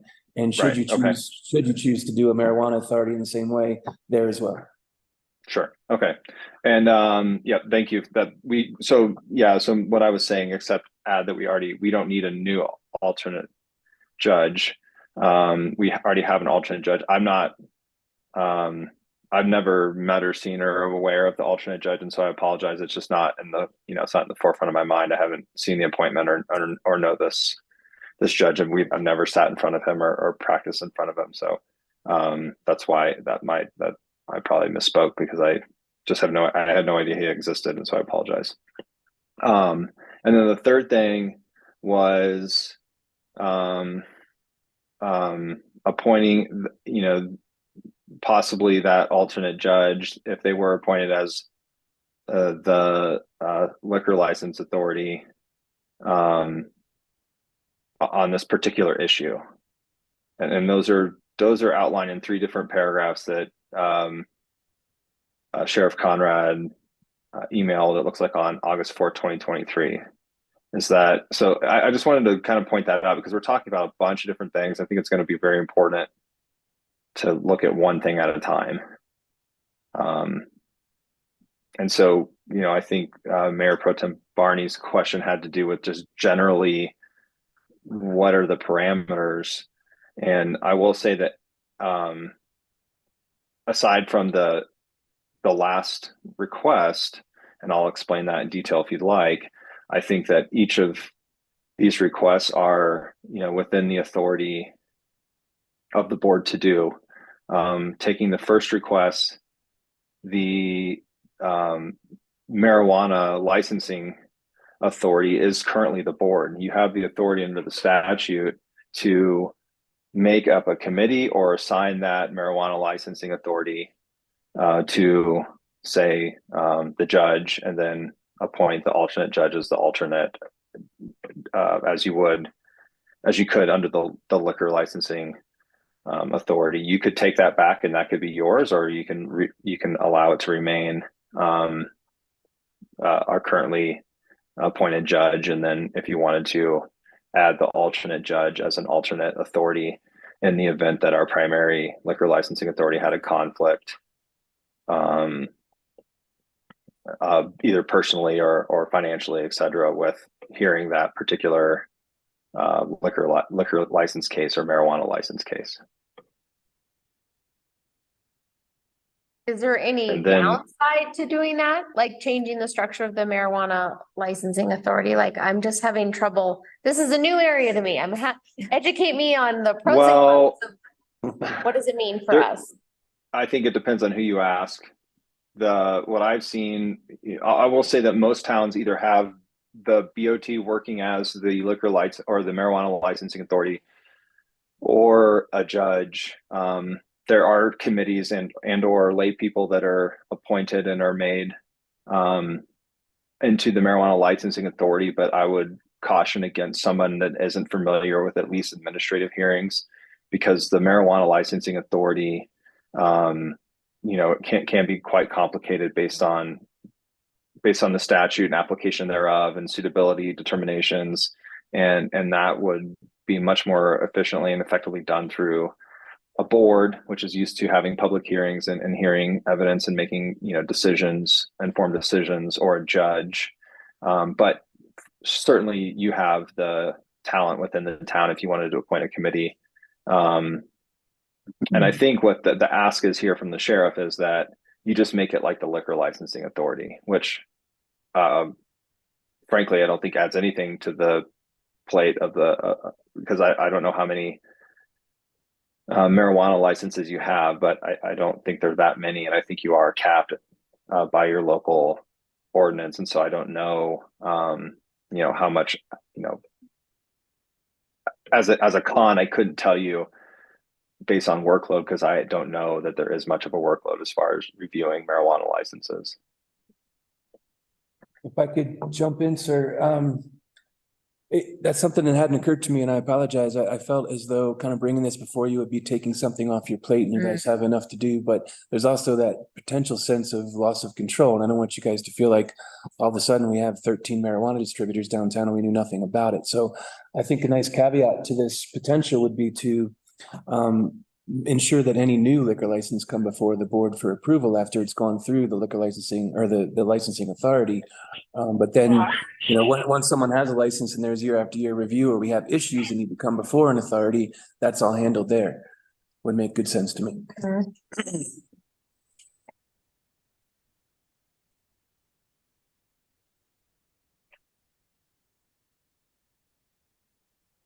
All right. Could you guys still hear me? My volume cut out there. Can you guys hear me? Yeah. Yep. All right. Thank you. Okay. So, that said, Mayor Pro Tem Barney, there are pros and cons to both. Marijuana is typically much more controlled, at least in just by a numbers game. Typically, most towns, counties have capped and or limited the amount of marijuana establishments that are allowed within town, where they're allowed, how far from each other they're allowed, et cetera. And certainly liquor stores can be done the same way, but the marijuana practice is such that you look at marijuana locally and make sure that it passes your local ordinance. But the marijuana enforcement division at state level is going to put into effect a much more strict and stringent review of that marijuana license. The first thing they're going to look at is, was it approved at the local level? And that's where you have the opportunity to say whether you want another marijuana store in your town, or whatever other parameters you wanted to apply. But the state is going to apply the much more cumbersome suitability determination, background checks, et cetera, that we aren't, at least at the moment, deploying at town level because they're being done at the state level. And so I don't know what pro or con you have there, other than that it's not on your plate, but certainly any marijuana enforcement authority that wasn't you would still have to abide by our local marijuana ordinances. And just for your understanding, I did look through those in preparation for answering any questions here tonight. And I'll tell you that our marijuana ordinance is a little bit outdated. It's reflecting statutes that no longer exist after the recreational and medicinal marijuana establishments were combined into one ordinance. So our ordinance is a little outdated, and it also is a little bit skinny as far as determination as to how many stores are allowed, where you want them to be, et cetera. And I think that's something you would definitely want to address before you, pass this off for someone else to make a determination, because they'll be making a determination on not a lot of guidance in our current ordinances. And that kind of goes to Sheriff Conrad's comment on control there. You are going to lose a lot of control. And I don't know if our ordinances will stand up to, stand up to a third party that doesn't have any other guidance besides our marijuana ordinance, because it is pretty skinny. Is it the kind of thing where it would make sense down the road, but we would like the code to be beefed up first? Oh yeah, absolutely. I mean, but yeah, I mean, that's exactly, I guess, what I'm suggesting. If you were to go down that route, it wouldn't hurt anything to have a different enforcement authority in place now, but they just don't have much to go on. The state would still have, do their part, which is again a lot more cumbersome than our part. But if when we're done here tonight or tomorrow, when you get your second wind, go look at our marijuana code.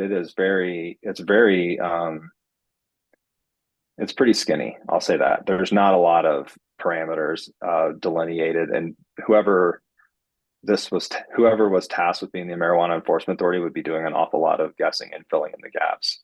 And my suggestion is right now you don't give that up at the moment. Although I do think this is probably a really good idea if you all were to make to amend and or adopt a new marijuana code, because I think we need it as a town. If you're gonna start looking at these sorts of things and looking at more marijuana license applications, you probably should have a little more meat on those potatoes. So two things. I do agree that I think that any new license needs to come before the town, whether it starts here and then goes to the enforcement, or they apply at the enforcement and then the enforcement sends them here for approval. I think that's key. To address the state's involvement with enforcement, I wish what you were saying was true from my experience, but it's very not true. The state, and I've been on the phone with them a number of times, they get me straight on what these very cumbersome regulations are. But as far as enforcement, they're extremely hands off. They say, that's why you have a local authority, so that you guys can protect your community. We kind of see the big picture things. They're, especially being here in the boondocks on the western slope, they're dealing with, grow rooms, grow houses that are producing tons a month. I don't think they have much interest in us. I think that they are relying on municipalities to handle some of their own things. And I'm all for that. I think that the sheriff's office is the appropriate hand of a enforcement agency to the community in the appropriate way. My luck with state enforcement coming in, even when I've asked for it, has been horrible enough that I've made complaints, horrible enough that I've gone up the chain to try and get some things addressed, and feel very underserviced there, to say the least. I guess the overall question I have in thinking about trade-offs and opportunity costs and staff time is, it sounds like our marijuana code could use updating. It sounds like maybe it's a good direction to go in the future. Is this something we want to prioritize right now? I mean, that's kind of a question I have for staff time. We have a lot of things on their plates. And so sort of like, if we're working on updating the code, I like the idea of updating the code before we maybe had an enforcement authority. And then that means staff time working on it. If I could chime in there, I'm certainly in no hurry to have the marijuana enforcement be the way I see it as ideal.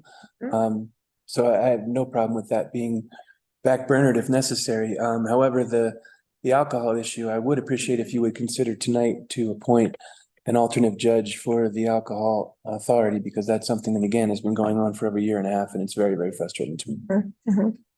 But I guess I don't understand on that particular point, Bruce, if we have a municipal alternate already, why do we appoint an alternate specific Because for the liquor? he's assigned as an alternate judge for municipal court, not for the liquor licensing authority. They're two different things. And we can do that in a resolution. Okay. Yeah, so you would give me direction to draft a resolution and we would adopt that resolution, basically. That's right, Clayton? Appointing an alternate liquor license authority? Yeah. Judge. Yeah, we would do it by resolution. And is that Just like, something that you recommend, Clayton? Like, do you see this in other communities? Is this, I'm curious about the volume and, I don't think there's It a lot just of seems like- volume, at least from my perspective, because I haven't been much involved. the particular instance that the sheriff, I believe, is speaking of is a member of our board that was charged with a liquor violation. And I just want to clarify, kind of the process here. That was, it says that, and I know Sheriff Conrad corrected that when he stated that Judge Edwards has already recused from that, and Judge Edwards has already recused from that. I also recused from it, but it didn't just end there. I mean, this is where Sheriff Conrad and I disagree.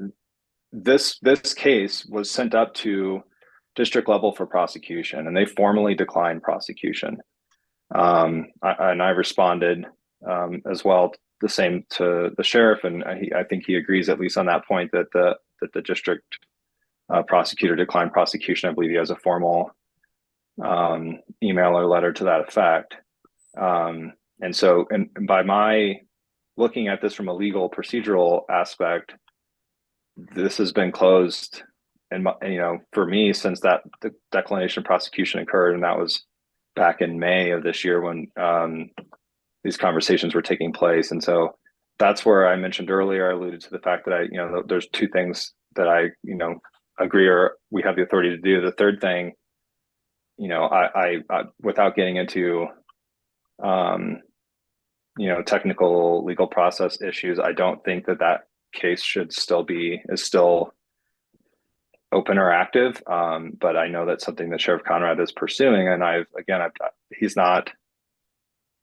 he doesn't have to listen to me, and I understand, I respect that, but I view that case as absolutely closed, because it was already put up to the next level and denied prosecution. And so my concern is that for the town to specifically appoint a judge to see something that has already been declined by the appellate authority in the matter seems to me unnecessary exposure for the town. Now, I'm not saying that appointing an alternate judge, as appointing the municipal alternate judge as the alternate liquor licensing authority is a bad idea. In fact, I agree with Sheriff Conrad on that point. I disagree that that's a good idea for this particular charge. And again, I've explained this. Me and Sheriff Conrad have gone back and forth with this, but I just want the board to hear, the kind of, that side of the story, that, we pursued this aggressively with the district and they declined prosecution. And so to bring it back down to our level and then try to re-prosecute it seems inappropriate to me. I hear what you're saying, sir, and I'm not trying to be confrontational by any means. First of all, my take on this was, again, it was brought into the liquor licensing authority. The judge recused himself for good reason, and it was then tried to be dropped. I didn't feel that was appropriate for this charge to be dropped, because there are people breaking liquor license violations, having liquor license violations, need to be addressed, and continuing to do so after being charged. It was then sent to county court, which county court said that this is not our jurisdiction. We don't handle these. So it was sent back. It was then brought up to the DA's office, which Clayton's take on it is that they declined to prosecute. My take on it from their perspective was that this is not their jurisdiction either. They don't do this kind of thing. They don't deal with liquor license authorities. They deal with criminal activity. So I don't have the same viewpoint as far as how the DA put this back to us. And so what we're saying here is that if someone who knows that the judge will have to recuse in their case, they can just commit any crime they want and it goes nowhere, there's got to be some sort of a recourse. There's got to be some sort of an outlet for the person holding a liquor license to be held to account to act appropriately. And then right now there's not. And it continues to go on for 1.5 years. It's crazy. So I've not tried, this is not a personal vendetta. I'm not trying to not drop something that's happened a long time ago. This is something that needs to be addressed, and it's frustrating that there's been no way to address it. And that's what I'm trying to get at. And without a specific case to look at, it sounds like you two are in agreement that we should have an alternate. If there wasn't a specific case ongoing, then we should have an alternate that could just deal with it in case our local judge has to recuse himself. Is that correct? And if your concern is liability and that, I'm willing to drop the case against Shane. That's not where this is coming from. This is not some sort of, you know, whatever you want to call it. This just needs to be fixed. You have to have a recourse for someone that's creating violations. And right now I feel like I don't. I've tried to for a year and a half and I'm still feeling really frustrated by it. So if the case needs to be dropped, so you all feel as though there's no liability there, like we're chasing our tails over something. I'm sorry, but I turned that on. That's fine. I'm willing to do that. That's okay. It's not about that case. It's about having an outlet that's appropriate for these types of violations. Where I think Jim has a comment. I did, thank you.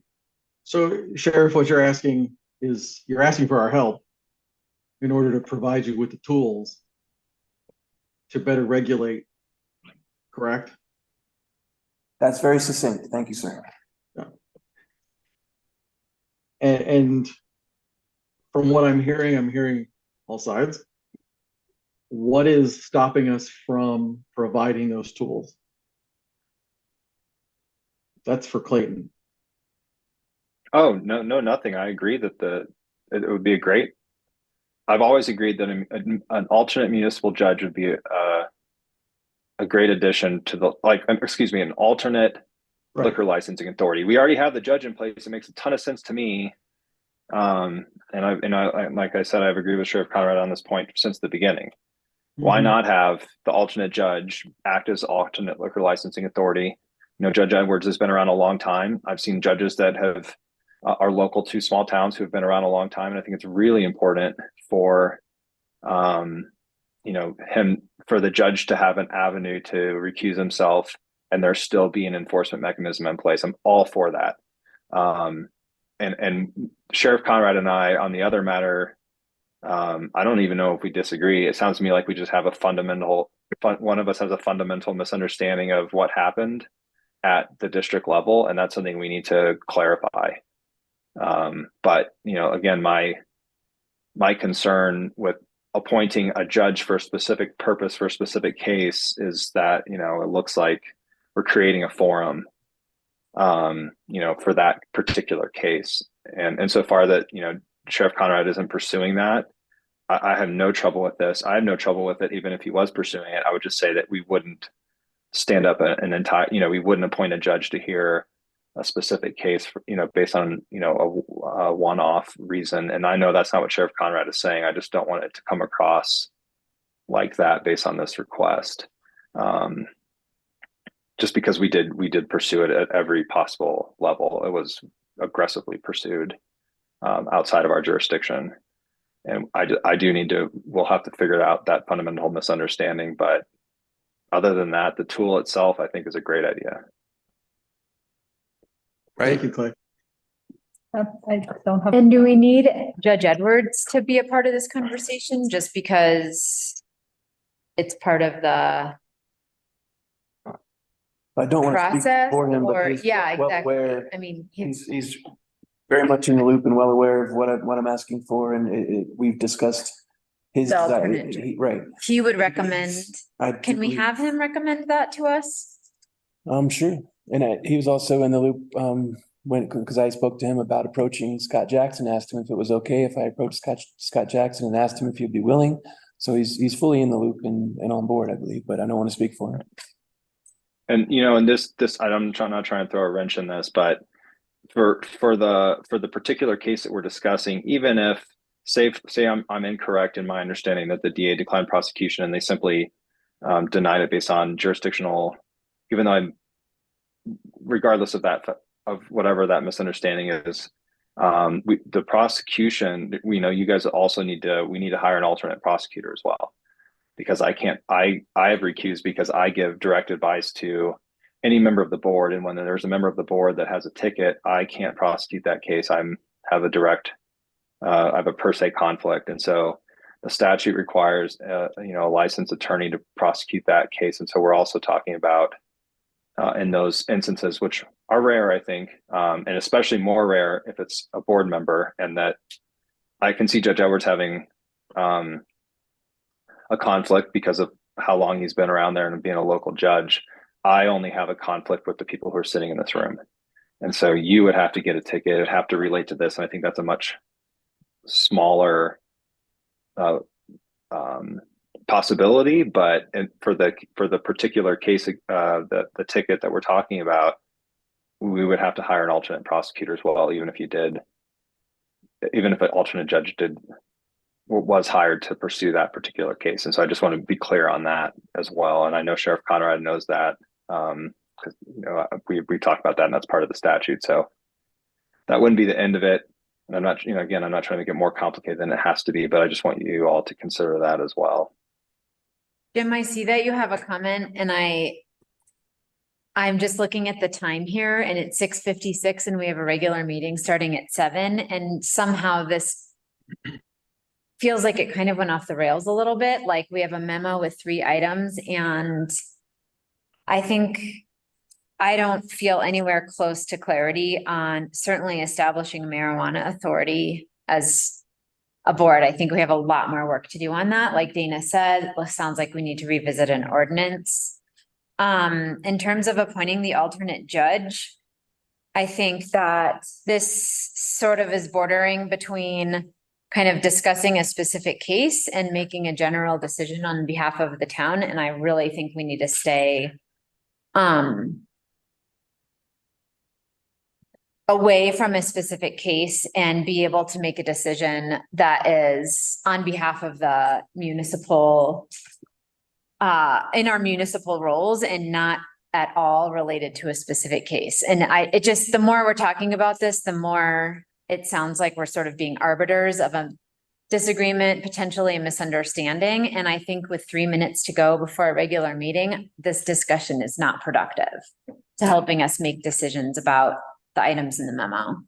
I could be wrong. You can correct me, but I don't think we're there. Jim? Knowing that we have limited time, the liquor authority is essentially another committee, correct? No, the liquor authority is Judge Edwards. Right. Mhm. However, But you've hired him as a committee, yes, Trustee correct. Harper. You could replace him with a committee if you so chose. My point is on all of our other committees, we have alternates for reasons such as this. Why wouldn't it be just like all the other ones? It would be advantageous for the town to have an alternate judge, and also maybe a short list of 1 or 2 or 3 prosecutors that aren't you, just in case anything like this were to happen in the future, regardless of the current situation and taking what Sally said into account. I don't see why we wouldn't do that. And I'll just leave it at that, because I know time is. I know we have 2 minutes, but I agree with Jim. I think alternates makes a lot of sense. It's a small community. This is probably not the last time something like this will come up. I'm not sure how much more discussion needs to be had on it. I think it would be important to have Anthony's opinion and recommendation. Okay. And I can go with that. I think we're in a mess. Like, this sounds very I think we're messy putting to too me. much weight on this specific case that has everyone stressed out. The case was only brought up. I don't think to- we to should discuss display- it at all. The case think was we have only to brought stop. up to display what the need is. It's not about the case at all. It's about the need that was brought up to show the reasoning. I'm sorry Okay. it makes you so uncomfortable, but it's, yeah. Okay, well, it's 6:59. If it's possible, I think that it would be good to have Gloria and Clayton. What kind of direction do you need at this point from us? It sounds like that we need to update our marijuana codes. But this is, I mean, I guess, can you think about prioritize? I guess I'm not totally convinced that I want to give staff direction that that's the top priority right now. And one thing that could solve this is having us draft a resolution to appoint Scott Jackson as a alternate. Without bringing any specifics into the 4A, I think that's a good idea. Like Clayton said, if just all things being equal and not considering any specific cases, I think that's a smart idea. And then if Yeah, we I need, would definitely, I would advise an alternate liquor license authority, whether that's in the form of another judge or a committee. I'm totally, I 100% am behind that. I agree with giving that tool. And even in the same vein, we should probably consider a resolution, if that's your guidance for, finding and or putting out an RFP for an alternate prosecutor, understanding that they might be used once every, couple years, but just to have it. Great. I like that tool. Resolution for alternative judge. And what else do you need? Pretty, and then Well, I would say we have the alternative judge. I would say to appoint the alternative judge as the alternative liquor licensing authority. Yep. And then an alternate prosecutor to prosecute all municipal issues that I might have a conflict with. So if you guys get arrested, I can't prosecute you, but you would still basically be hiring somebody else to prosecute you. Okay. And then the marijuana, I think it's an important issue, but I'm not quite convinced that we're ready to prioritize staff time unless staff tells us.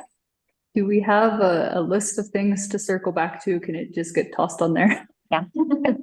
Parking lot. Like important, but maybe later. Yeah, parking lot. Circle back to list. Yeah, that's the. It's I like. attention. I think, Bruce, as you have additional evidence and information that pertains to the subject that helps support decision-making for us. And recommendations from others in the enforcement group.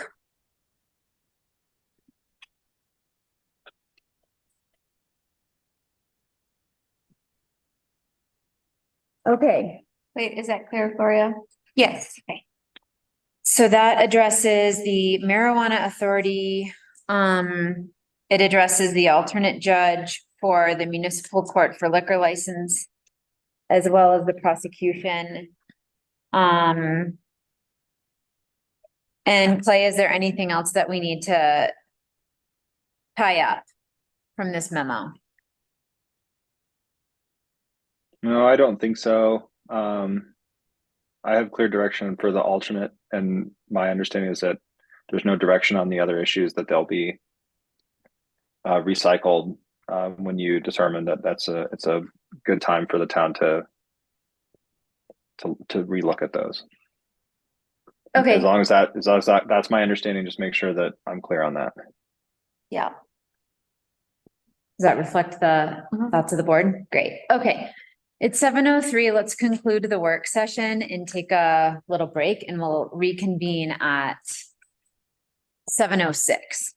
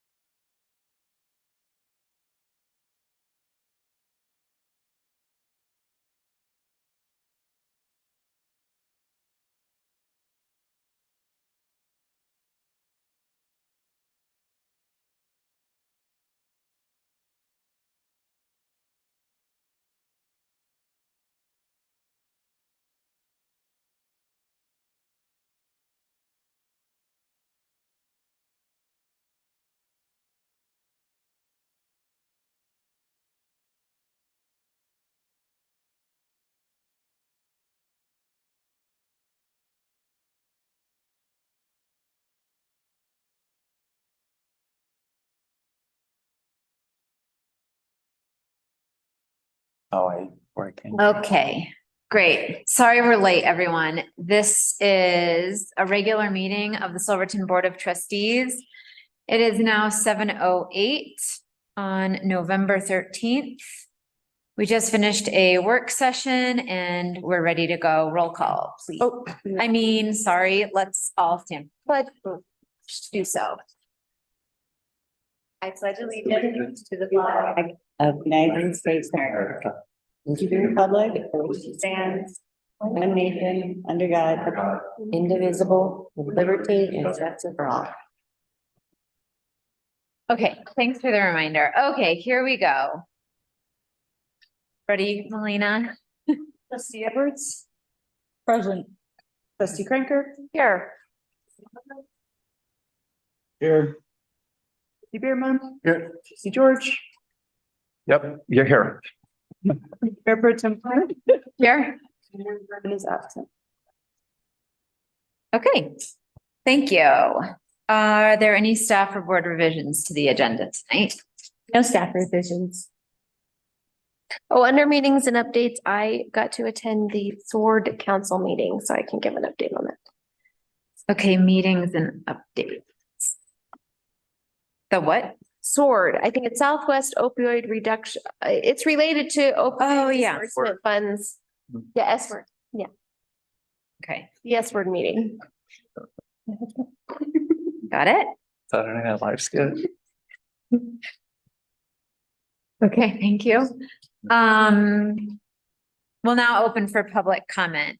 If you have something you would like to contribute to the meeting tonight, raise your hand. We have no one in person, so we'll go online. You'll have 3 minutes to talk. It looks like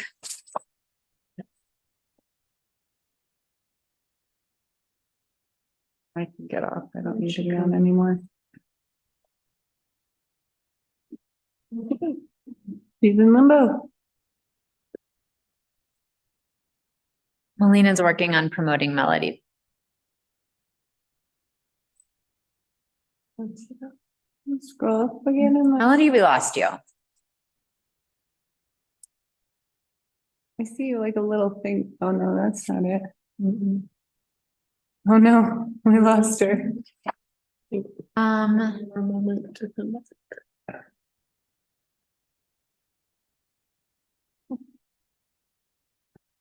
Okay, we can continue and then Melody, if we see you come on and raise your hand, we'll just at the next kind of transition, we will promote you to panelist.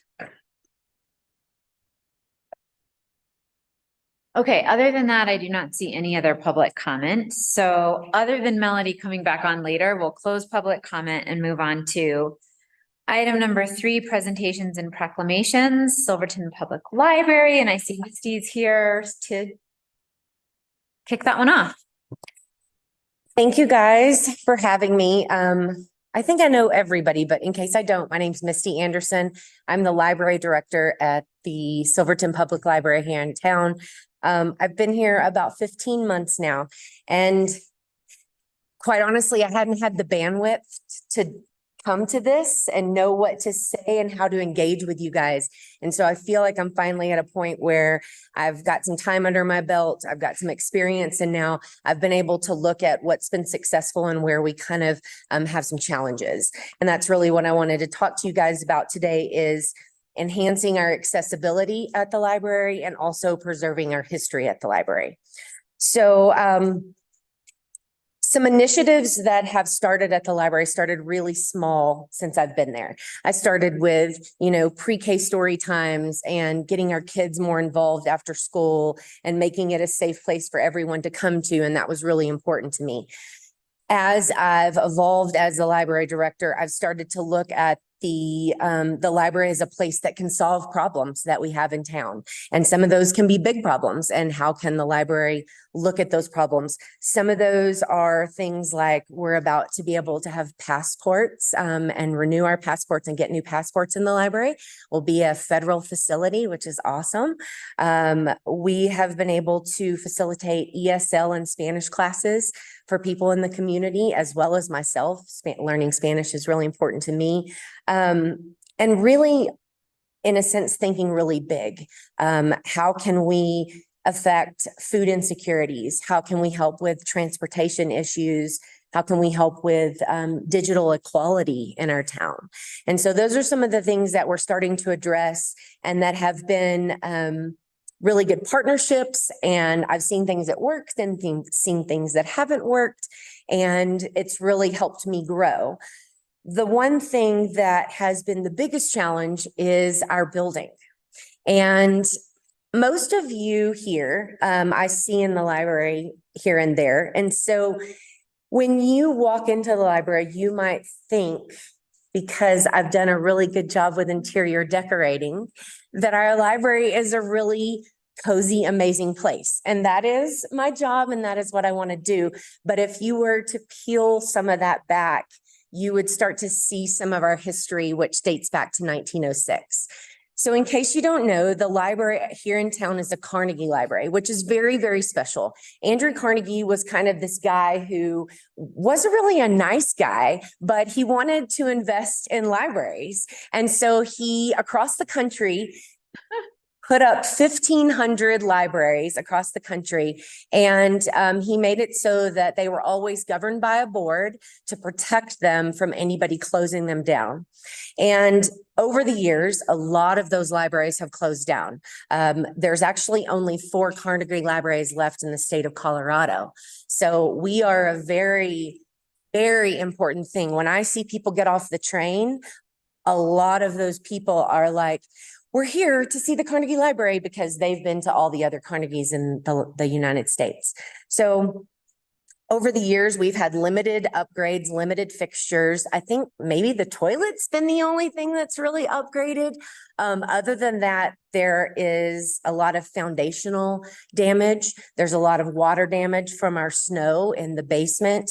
The walls are peeling, and this is my call to you guys. If you haven't been in the library, I would encourage you to come in. I'm happy to walk you around. I would love for you to show you what's really going on inside, because when you do walk in, it does look like a really cozy place.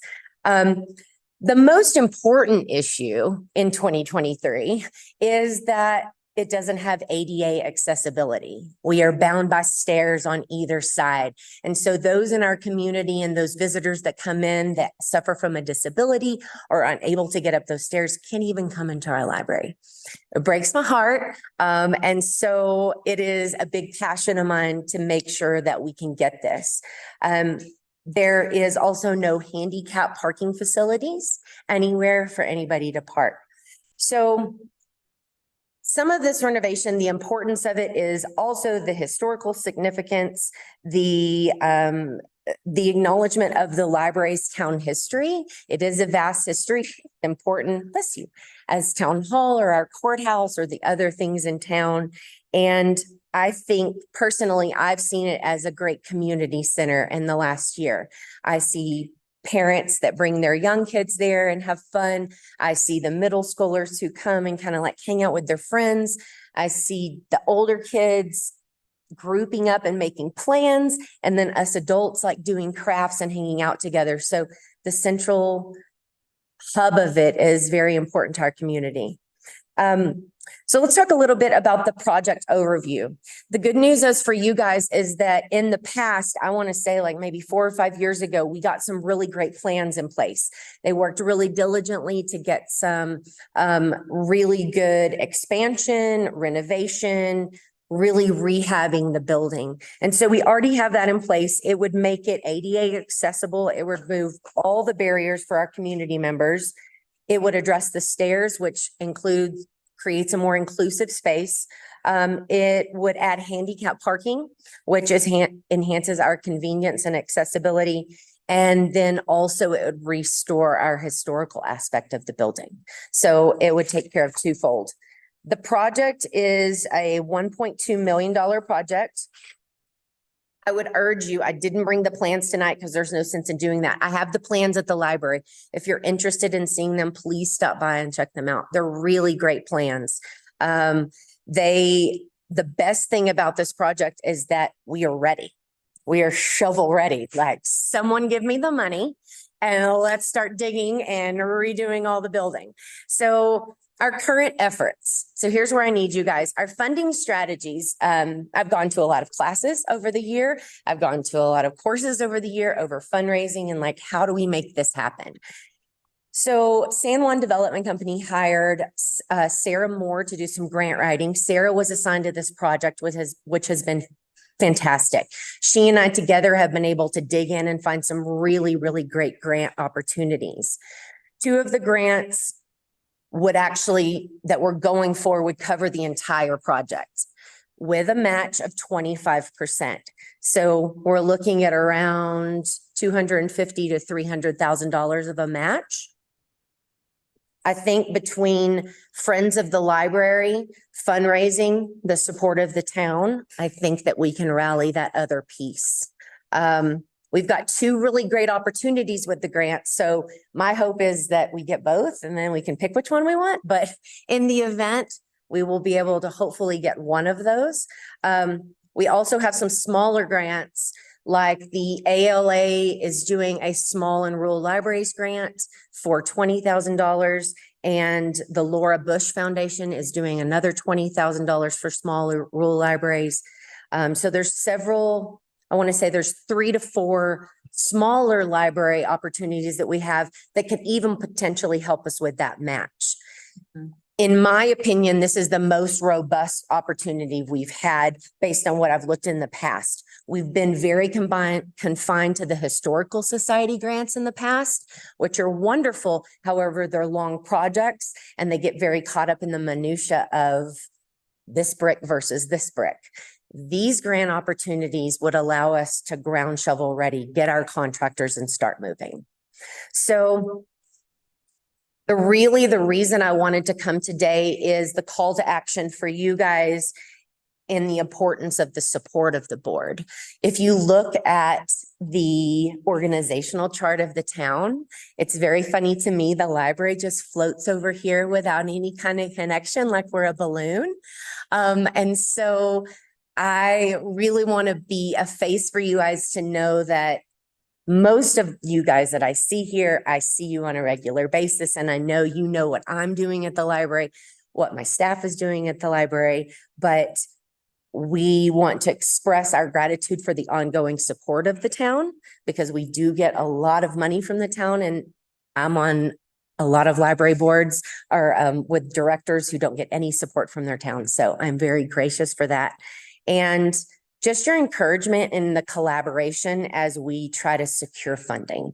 That's really important. I'm open to hearing any questions or suggestions or discussion that you have, but that's really what I wanted to talk to you guys about tonight. Thank you so much, Misty. This is really exciting. I know that this library project has been floating about. It's been on Todd's list. It's been on people's lists before Todd. It's just been, certainly it's an old building, so it needs lots of love and attention. So I'm glad you brought it.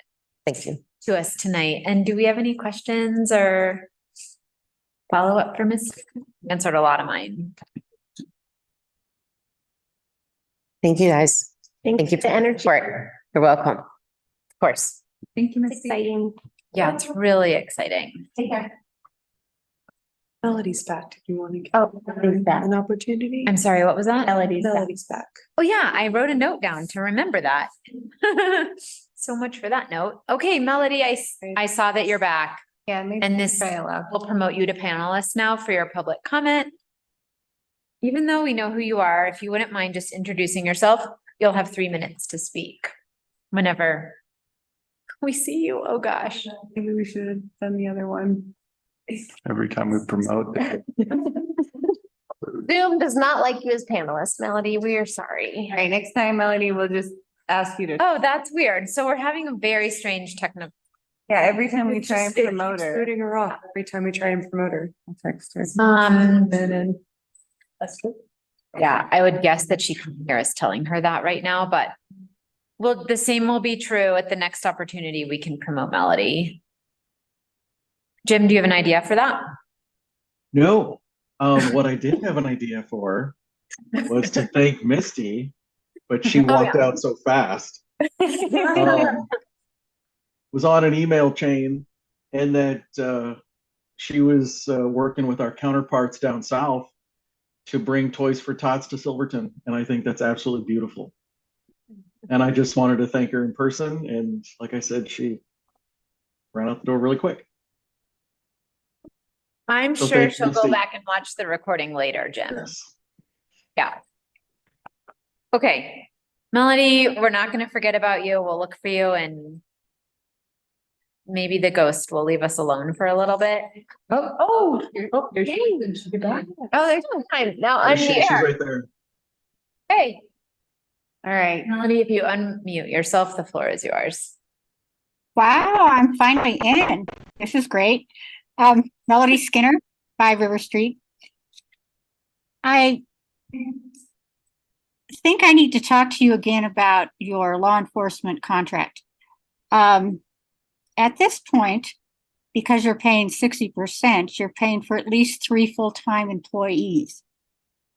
And that would actually serve you better if you went back to a police department.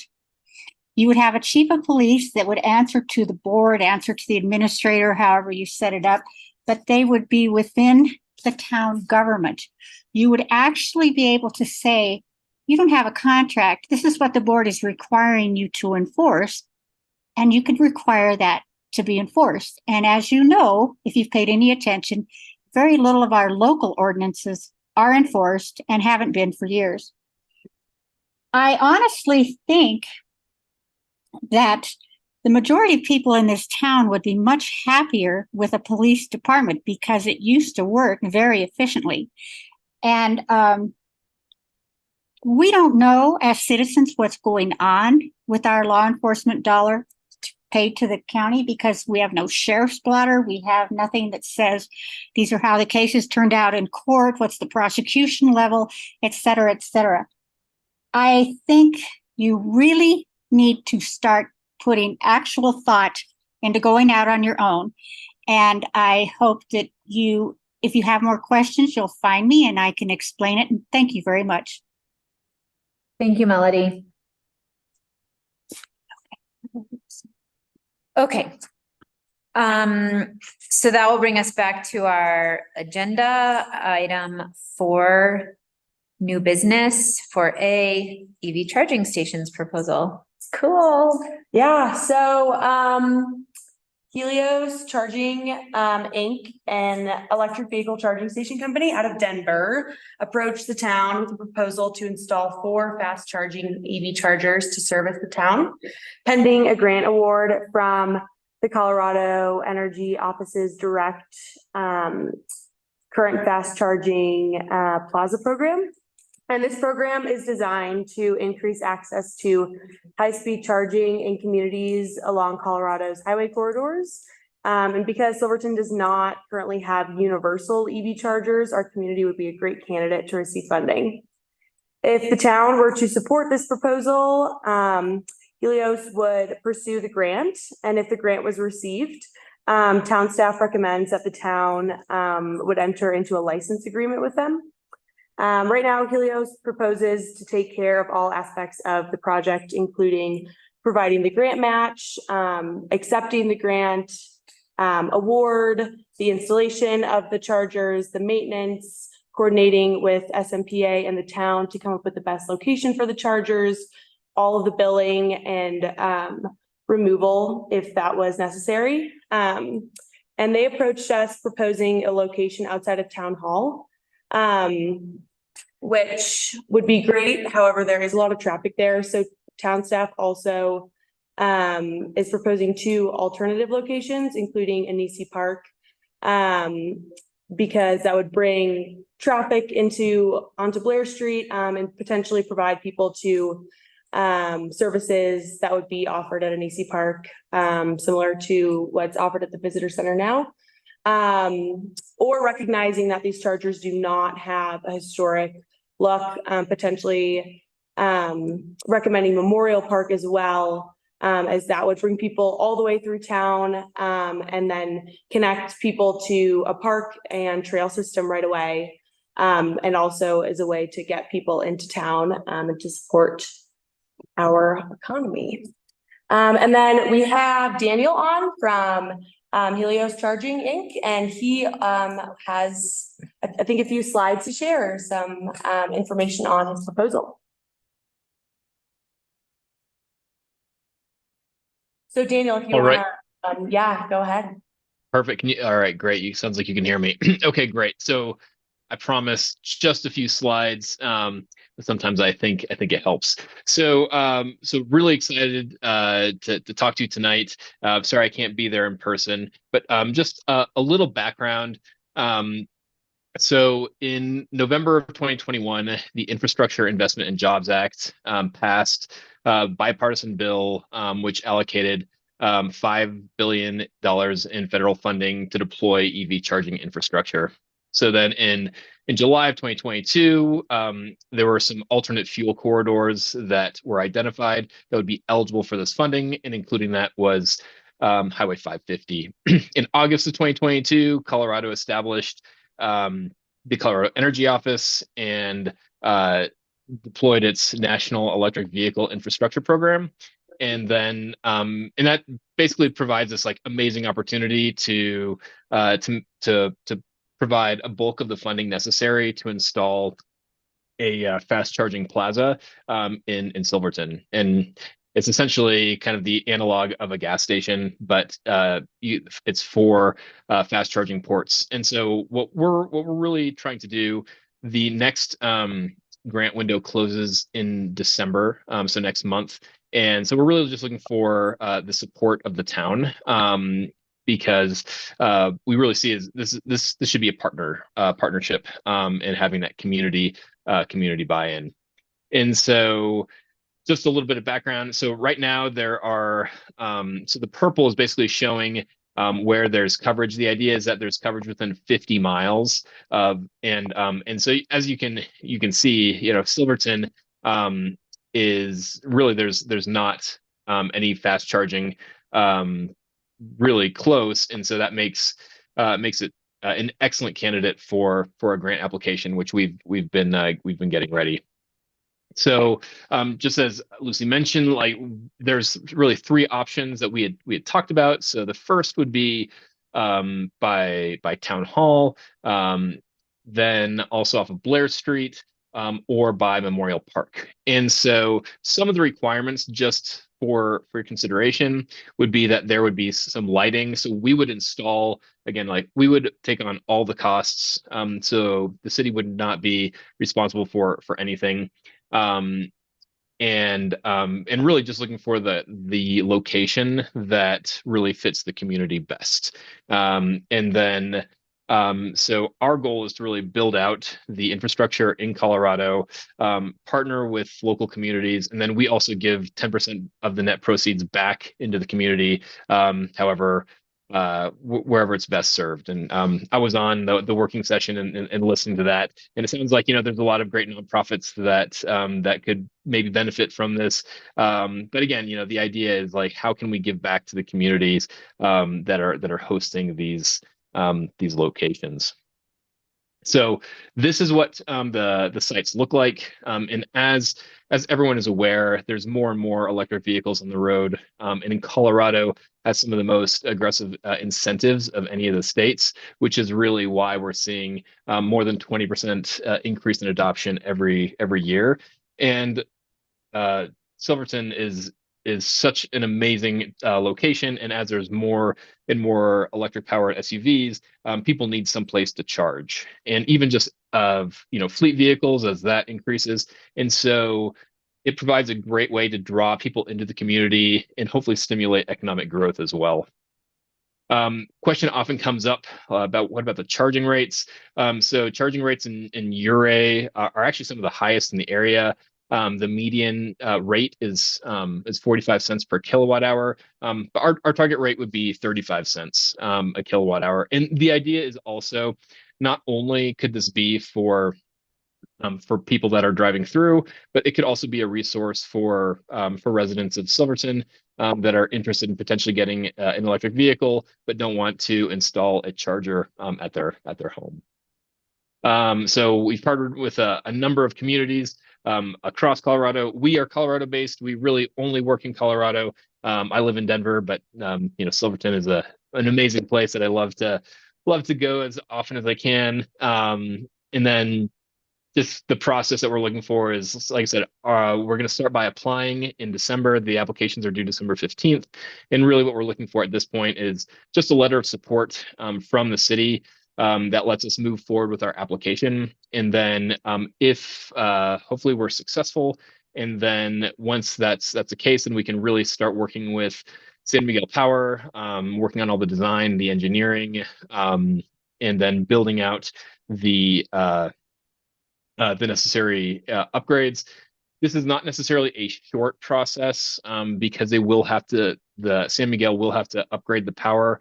There's a 12-month backlog at least on the transformers. So realistically, if we get everything in, we could still be looking at summer 2025 before everything was operational. So anyway, so that's a little bit of overview of the process. But really happy to ambulance. Answer any questions.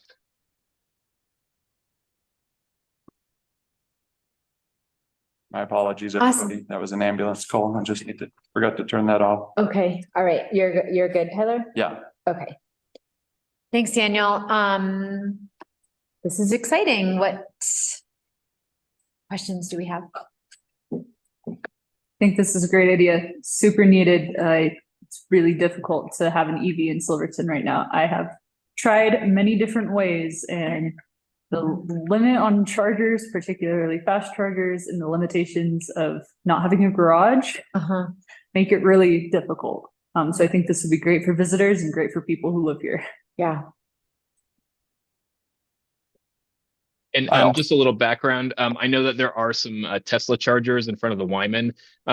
Those charge maybe in like 4 to 6 hours. The idea is that these fast chargers are 150 kilowatts. They charge in about 30 minutes. So you can go grab coffee at Black Bear, or and then you can get on your way. So but it's a great resource. My only concern is the location one, the snow load that comes off of this building into that area. I'm not sure your chargers would make it through a winter. Other than that, it's a great idea. But the amount of snow that comes off of the town hall and lands there is kind of an ice, and that might not be the most ideal spot, but yeah, I'm sure we could find one of the other spots to put them into, hopefully. There's that concern that I had for the town hall, and also just we want town hall to be really accessible and open for everyone. And so just making sure that there is parking for people who need to get here, and even just feel like it's available for them to drive up and have a spot, I think is really important. But other than the location, it sounds like too good to be true, but we also are on the hook for nothing. So I totally support this. And I did wonder, Jim, go ahead. No, you go. Sorry, Sally, I'm sorry to interrupt. I was just going to raise my hand. No, this is an incredible opportunity for a public-private partnership. The 3 locations that were selected, was that selected by us or by your scouts? I had originally proposed town hall, and then Lucy came back and proposed a couple of alternate locations. And really, it's whatever locations work best for the town. By partnering, it makes it much more feasible rather than trying to go out and procure land and worry about all that. So really, you let us know what works best, and we can make it work. So and as far as lead time, we're looking at what, 2 to 3 years? Realistically, like hopefully we could do 18 months. Like I would love that it was ready by summer 2025. But these things take a long time, and part of the biggest lead time is how long it takes San Miguel Power to upgrade the utilities and trench in, because what we need is 3 phase three-phase power. It's a 600 kilowatt, transformer that they need to put in. There's a backlog on those supplies, and there's just the ability to bring in that power. So that's what causes the most amount of time. And some things we can't rush, the supply chain. So if there's existing three-phase, this could potentially go faster?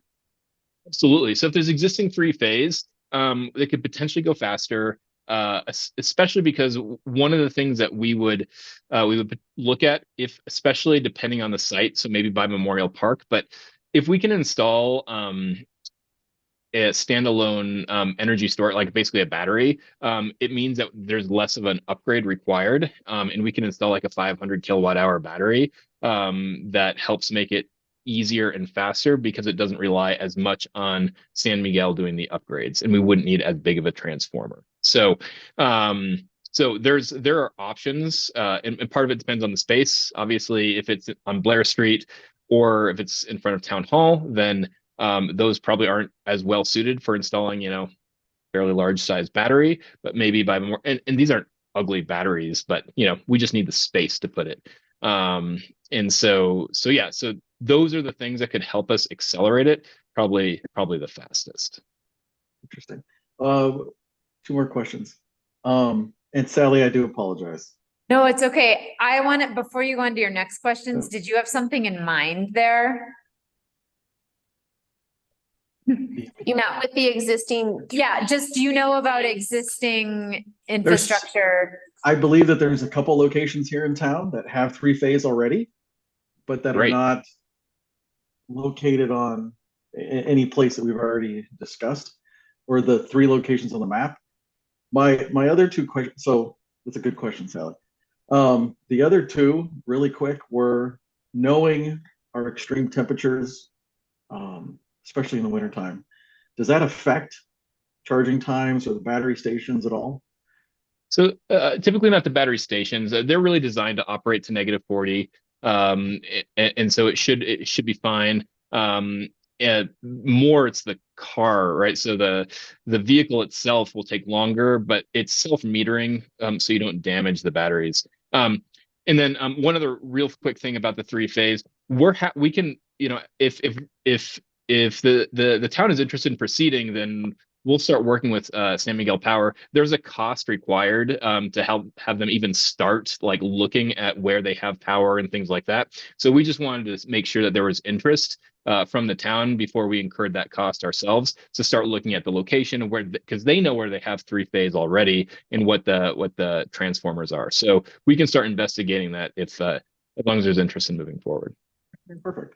And then my last question, and then I'll let you go and kick it back to everybody else. Knowing that we're creative and looking for funds, are you hard on that 10%? Is that not a 15%? No, we can definitely work with you. I mean, really, like I said, like we really are community focused, right? And so we want to find what works, and really part of it's just like the logistics, right? This makes it so much easier than trying to go out and like buy a lot where we're going to put chargers on and we're going to have to do like all of that work. So by working together where we can put this on a public right of way, it reduces our costs. And so because while the grant says it covers up to 80%, a lot of times it's capped, and those costs don't actually equal 80%, right? And so absolutely, let's work together. Let's work together. The only other thing I was going to ask about is just how to consider public input on that location. And I trust you, Lucy. I mean, we do not have a process to approve something like this. And yeah, I've reached out to people from other communities that have gone through a similar process and through Eco Action partners, and with CPS, and we kind of came to the conclusion that a license agreement would be the best way to facilitate this, but potentially we could hold maybe some type of public meeting or maybe a public hearing style where we propose the locations and people can give their input. I don't know. I'm talking. I didn't mean, honestly, what you do on your roads and streets as a board is up to you all. Yeah. I would probably discourage, like a full. Right. I don't want it to get shut down, Mhm. but I also, I'm just putting it out there to like, how can we thoughtfully consider the impact to the community, both positive and we don't want someone, any surprises. So we want everyone to just know what's happening and why and, be informative. But I'm just saying, as we proceed, like I'm very much in support of this project. I think it sounds like a great fit for Silverton. And it, like Jim said, it's a really good public-private partnership. There are a lot of positives. I think just one thing for us to consider is how do we work with our community to make sure they know what's going on and why and where.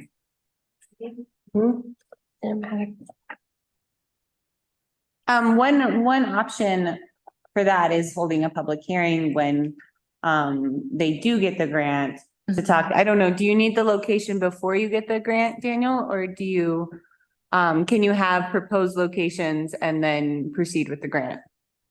Yeah, so proposed locations should be fine. And then we'll proceed. And then if it's awarded, again, there's none of this is going to happen super fast, right? So there's going to be time to hold a hearing and get community feedback. However you'd like to do that. The big part is, we don't want to get the grant and have to turn it back, right? Because that's kind of a red mark on everybody. If we get awarded the grant and then we're like, well, we couldn't actually find any place to put it. And so here's the state of Colorado. Here you can have your money back. To me, it seems like there's a balance between informing the community and soliciting significant input. This is a very thoughtful board. This is a very deliberate board.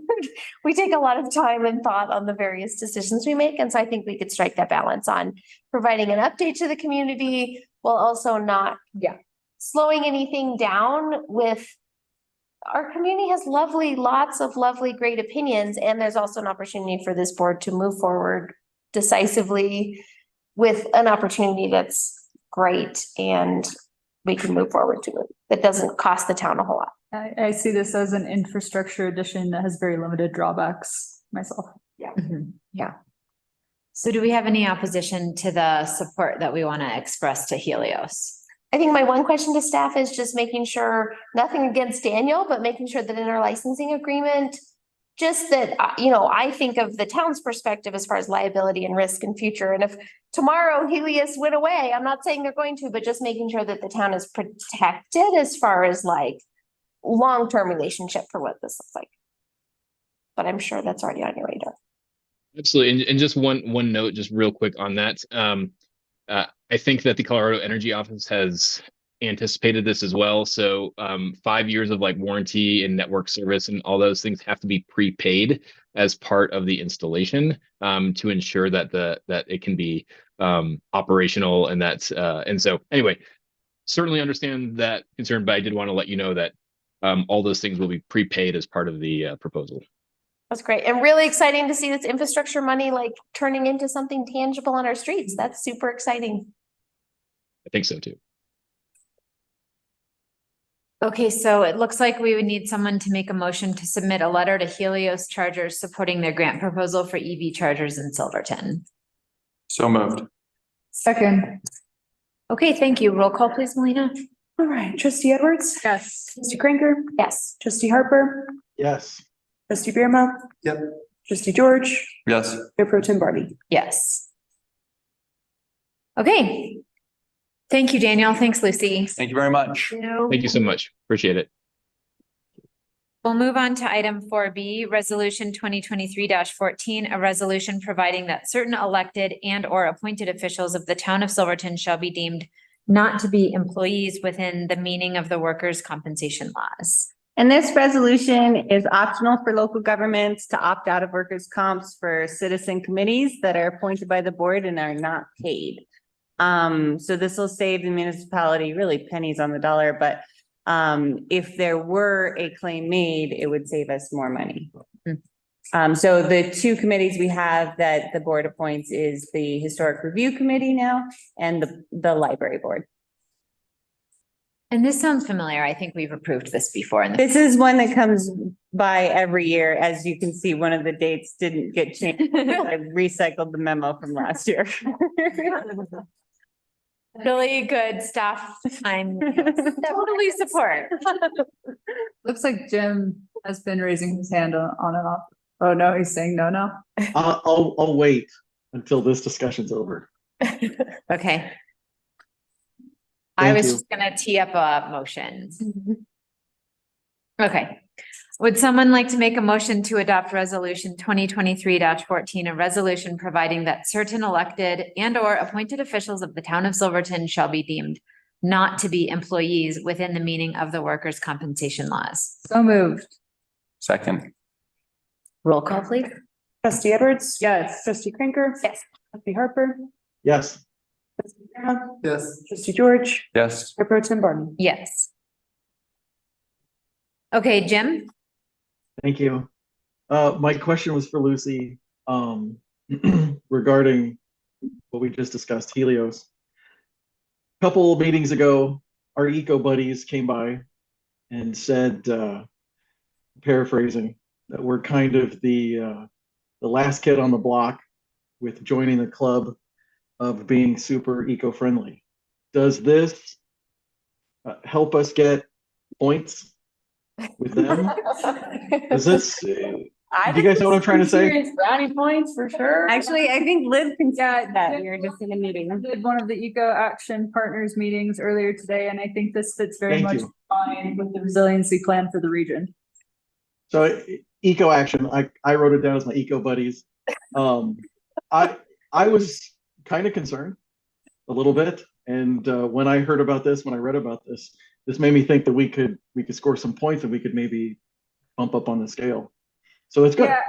This is so all good. it's not, there's not quite points. We're currently in the middle of a greenhouse gas emissions inventory. That's what it is for the region. And it is more of like a coalition between these towns and the San Juans to cumulatively lower or offset the emissions as a whole. So yes, if you want to phrase it as points, I suppose you can frame it that way. I would say it fits in line with the plan. I like it. Let's simplify it. Yeah. Hey, Totally. I'm gonna level up here, Jen. Three green leaves, Get ready. I'm all about it. Get ready. Lower those numbers. Good call. And I've been working with Eco Action Partners on their EV plan for the region. And they were supporting EV chargers in Silverton before we got this proposal, and are in support of this proposal as well. And I think there's been interest from private partners, not particularly in the town of Silverton, but in the Alpine Loop. So I think it would be interesting for much of the San Juans to have access to this. Thank you, guys. All right. Moving on, item number 5, approval of consent agenda items. Is there anything that you wanted to highlight, Gloria? Let's see, we have our August financials in there that are updated. And then we just finished our September and we are all caught up. So that's exciting. Good job, staff. Yay. Did you celebrate? No, now we're on to our next one. The months keep coming, unfortunately.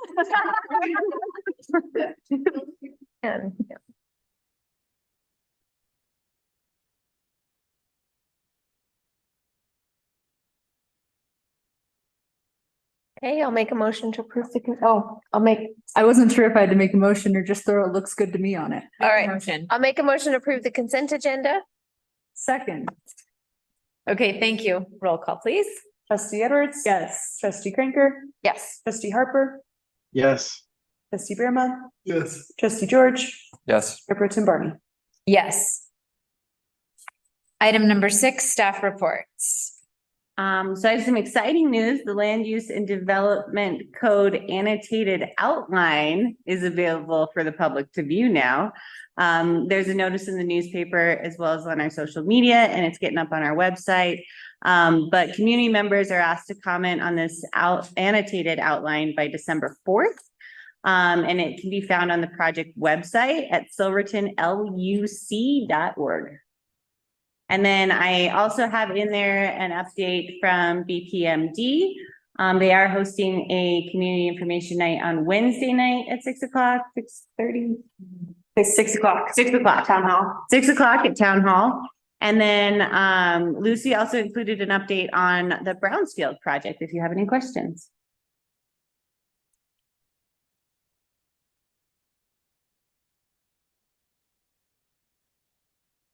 Oh, I did have a question on the Brownsfield grant. So just clarifying, Lucy, okay, so we got. What I wasn't quite clear on is we have the grant for the Zanoni property, the phases for cleanup. And then the Lackawanna visioning and site reuse plan. So the grants and the funding in these that were mentioned, are those on top of the Brownfields funding that we already got? Yes. Yeah, so we got our funding, and then on top of that, we also got a contract for the EPA targeted brownfield assessment, and that was applied for after we received the grant, for the full environmental assessment of the Zanoni property. And so that's on top of the grant. So none of our grant dollars are going towards that. Yeah. And the same story with the Lackawanna visioning and site reuse plan. That was through an EPA land revitalization technical assistance program specifically for EPA brownfields projects. And so we applied for that as also after we received the grant. With our EPA project manager, Greg Davis, at his recommendation, and also received that contract as well. So these are both technical assistance programs. Yep, and that we of the additional brownfields grants that we got. Yeah, that we qualify for because we have a brownfields grant. Yeah, and I think again, it's worth pointing out to the community at this moment that this is how we're getting really great value for the dollars we're spending at Town Hall. Like, to me, this is huge. This is moving forward on critical projects, because when you have a project like the Zanoni property and you have no funding to do the cleanup or no funding to get it ready for building, it just dies. And so thank you. This is great news. Great update. Great value. Super exciting stuff.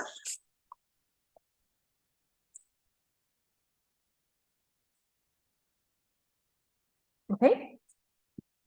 Oh, Lucy, I have one more. Yeah. Sorry, I totally forgot. I just wanted to announce we hired a Parks and Rec and Facilities Director last week. Oh, it's her first week. No.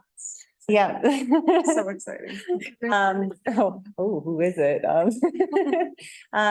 Sarah Fridden.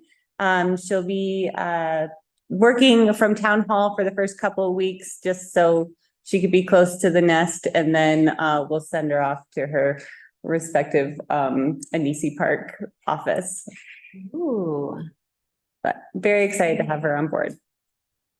Have a lot of female representatives. Staff meetings are hilarious right now.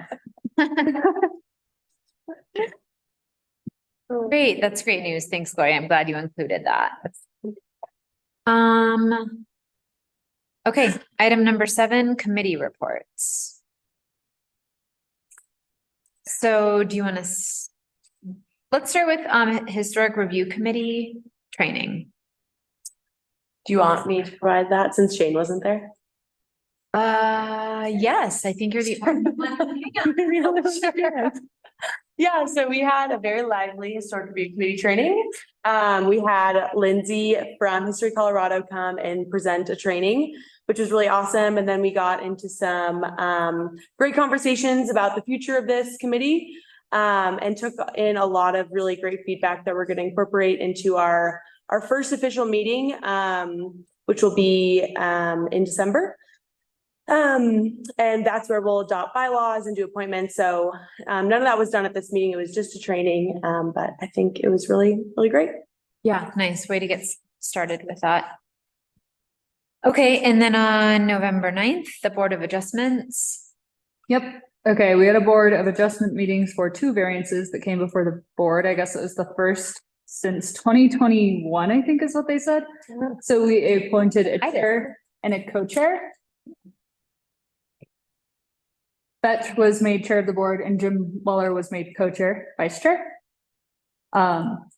One of the variances was for a reduced setback, 3 feet rather than 7 for the rebuilding of a single family home on 1571 Reese Street. The other was for a renewal on a variance for a RV park that does not meet the minimum land area for a camper park. Both were passed unanimously. It was over in like 35 minutes. Wow. Well done, Board of Adjustments. Excellent.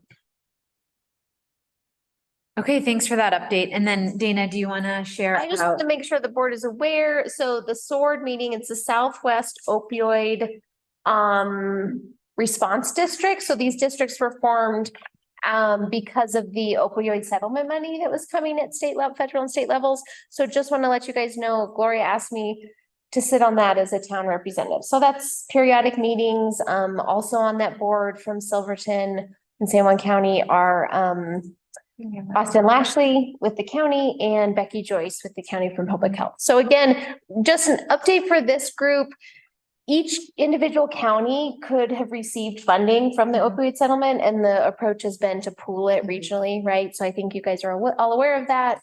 This committee kind of came forward with some recommendations. And so the subject matter experts and the committee and council are kind of voting on how best to spend the dollars, particularly focusing on kind of rehabilitation facilities. So whether that looks like really significant inpatient kind of facility, or whether that looks like more of a kind of residential, folks might stay for 9 to 12 months. Because right now we don't have a lot of options in the region for folks for opioid recovery. So just gave you an update. It was super interesting to see how the sausage gets made when we have federal bills that then, or federal monies and settlements that then trickle down to very local levels. So that's all. It's fascinating. Great. Great update. Okay, did we miss any meetings? Let's move on then to number 8, trustee reports. Liv, do you want to give a little update on the meeting you attended this morning? Other than like its particular application to that one item? Yeah, so Gloria and I had a meeting with Eco Action Partners this morning. There were a few other people that attended. I believe Deanne and Lindsay were both on the call as well, and I'm sure I'm forgetting someone. Basically took us through the beginnings of the regional plan and what other communities currently have set up. I believe a lot of this is available on their website. And brief conversations on each topic about how we can kind of tailor these plans to this community in particular, in San Juan County as a whole. It sounds like they will be seeking community feedback, and so keep your eyes out for that process. I think it's important that people be involved. Great, perfect. Thank you. It's pain. It was a long meeting, so thanks for. Yeah, it was like 2 hours. A lot of meetings for Liv today. I've had probably like 6 meetings today. Oh my gosh. You need to stand up and stretch, just do that, and I need to respect that.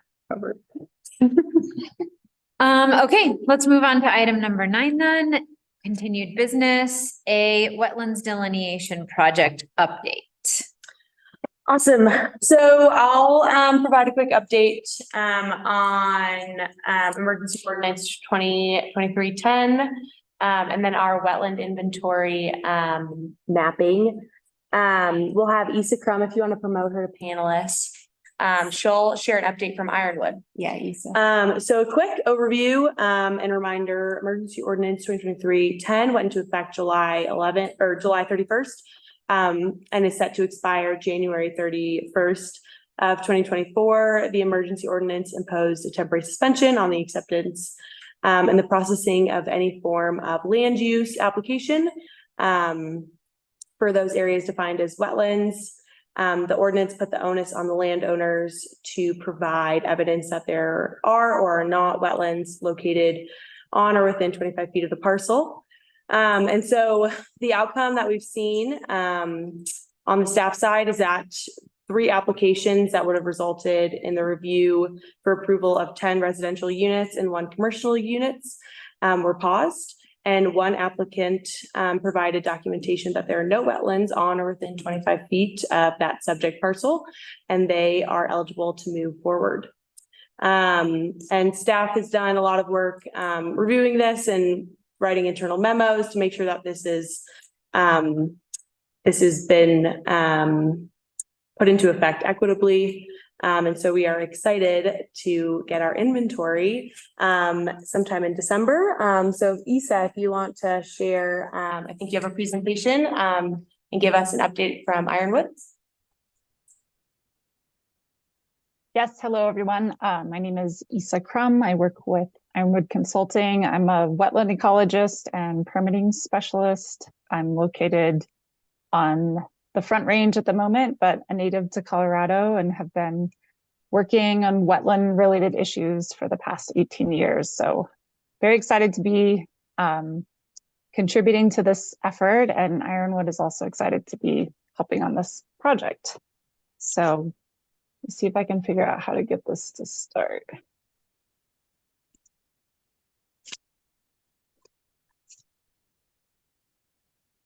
Sorry, I have two screens going on here.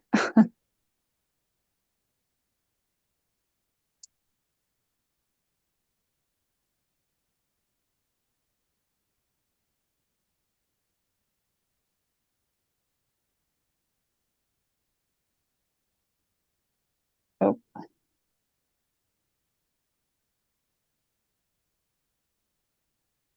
Oh, wrong one. Sorry, hold on just a second here.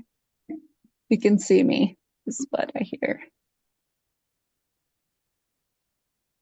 Oh, technical difficulties here. Sorry about that. The correct screen. Okay. We can see your slides. You can see my slides. Okay, good. I'm trying to split the screen here though, so it's, there we go.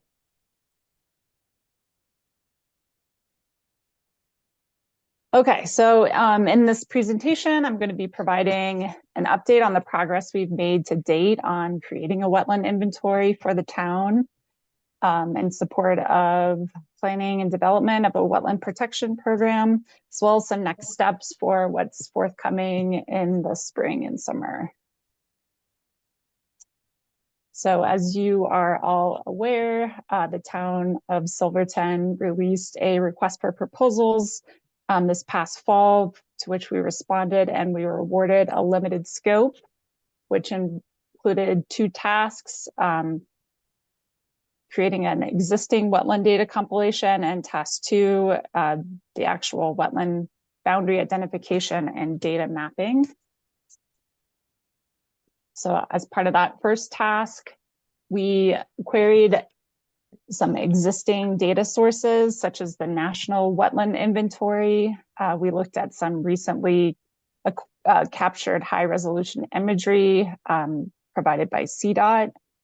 We looked at historical imagery on Google Earth and other sources. We reviewed parcel and property information to guide our field surveys. We looked at some hydrology resources. And we also are looking into some other spatial analysis tools to assist in mapping wetlands in the town boundary.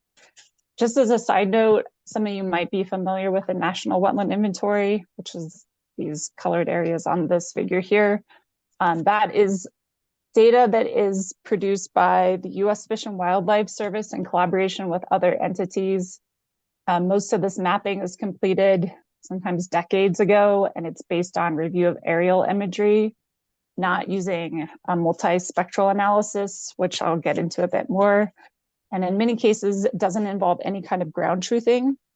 Therefore, it's very common for this type of mapping to miss specific types of aquatic resources like forested wetlands and sometimes groundwater dependent wetlands. So it's helpful to guide field efforts, but it shouldn't be relied upon as a end all be all for wetland mapping.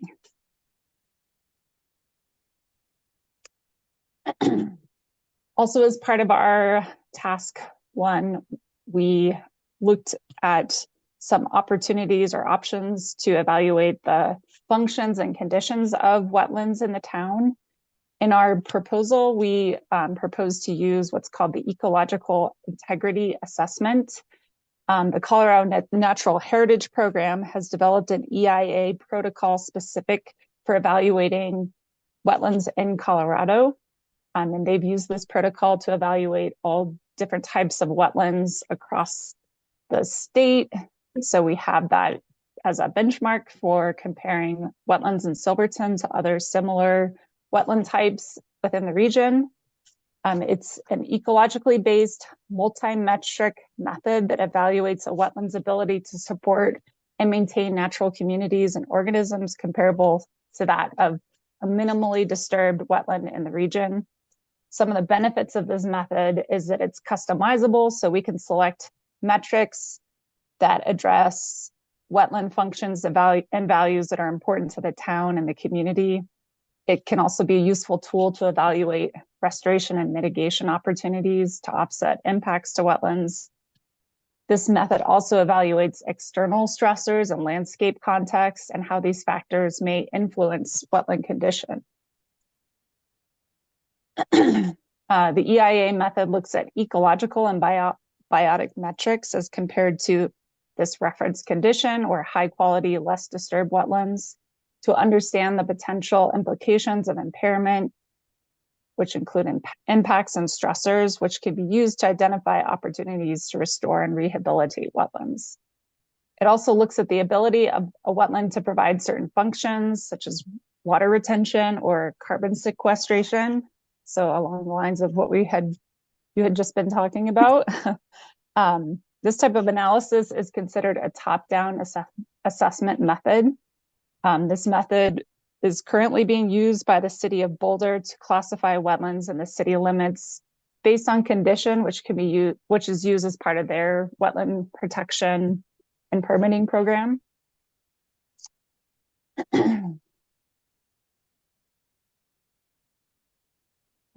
It's not letting me advance.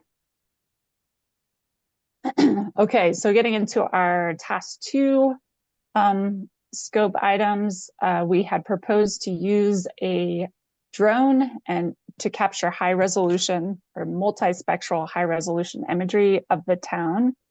Our drone that we would be using is capable of capturing imagery up to 1.6 centimeter pixel resolution, which is fantastic.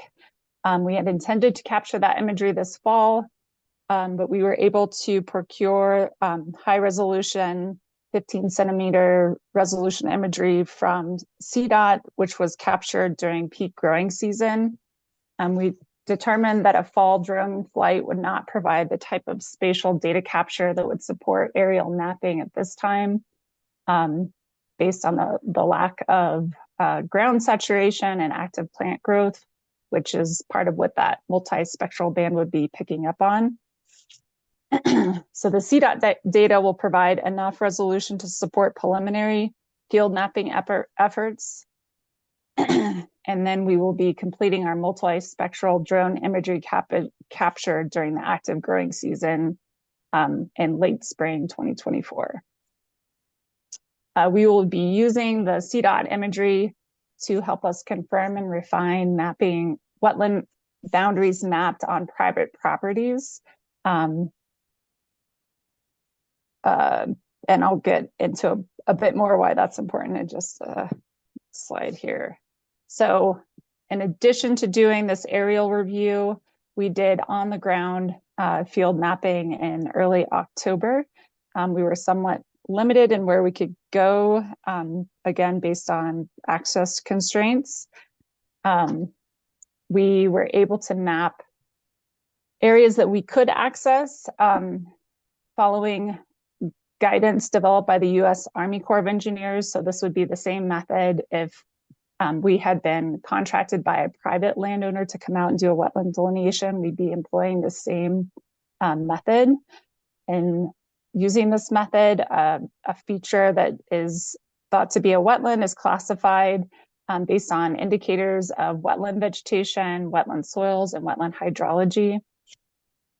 Determining that a feature meets a Army Corps of Engineer definition of a wetland is done so independently of determining the federal jurisdictional status of that wetland feature. So as I alluded to, some of the challenges that we faced as we were doing our ground truthing in October included site access. We were really limiting where we were doing our investigation, our field investigation, to public lands or road easements in between private parcels. And all of our field data collection was only done within those road easements or on public lands. Another challenge was just timing. The field evaluation was done outside of the active growing season, which meant that most of the plants had already senesced and lacked some of the taxonomic characteristics that we might normally look at. Some of the hydrology indicators that we might see during the growing season are absent at this time of year. However, we having done a lot of work in this area, we're knowledgeable of the flora of this area, and we were able to identify most of the dominant plant species to determine if a plant community met that hydrophytic wetland parameter. Some other issues, just the historic mining and landscape alterations in the area, which has contributed to the loss of historic wetlands and changes to remnant wetlands in the area from mining spoils and tailings. There's significantly altered hydrology and artificial hydrology, which is leading to draining of natural wetlands and formation of new wetlands. And there's very high mineral content in the soils, which can lead to loss or degradation of soil microbial communities and loss of vegetation. This meant that in some cases, the soil and vegetation indicators that we might normally look at were absent or altered. So in those cases, we relied on our best professional judgment and other indicators of hydric conditions to make a wetland determination. So some of our preliminary mapping observations, we mapped a very extensive wetland complex associated with the Shrine Hill area. We mapped several wetland features on disturbed sites using aerial methods mostly that might be supported by artificial hydrology, such as runoff. We noted evidence of groundwater discharge from the Shrine Hill area, which may be contributing to formation of new wetlands and draining of natural wetlands on the Shrine Hill area. We noted that there are several wetland complexes that were likely previously under federal jurisdiction, but may no longer be considered jurisdictional wetlands under the recent changes to the definition of waters of the US under the Supreme Court ruling. And then we also noted several natural wetland complexes that have become degraded over time due to historic mining or other impacts. These areas might serve as good opportunities for future restoration or mitigation activities. So getting into what our data deliverable will look like this winter, we are in the process of preparing an Esri ArcGIS-based online story map to present our initial findings. This is an online and user-friendly interface that will allow the town and the public, if you so wish, to explore information about the wetlands that we have mapped within the town limits and some of the methods that we employed. We will also be providing all of our spatial GIS data to the town in an ArcGIS compatible geodatabase, in addition to field forms and other supporting data that we've gathered as part of that initial task one effort. And then what's next? So as I just outlined for this winter, we will be continuing our QA/QC process of the data we collected, both using field and aerial methods to create a spatial geodatabase and prepare the story map. And then in spring and summer, we will be completing the wetland assessments using the EIA method. We will be conducting actually a first drone imagery flight. And then based on the updated imagery. We'll be refining as needed any wetlands that we couldn't map due to access issues, and updating our geospatial database with the wetland assessment scoring. And then we will, lastly, we'll be preparing an updated story map.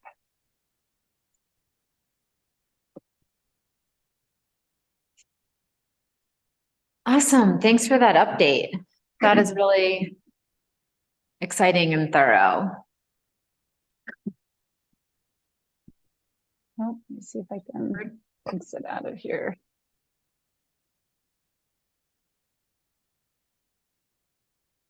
When do you hope to have the first version of the story map ready? I believe we're targeting December.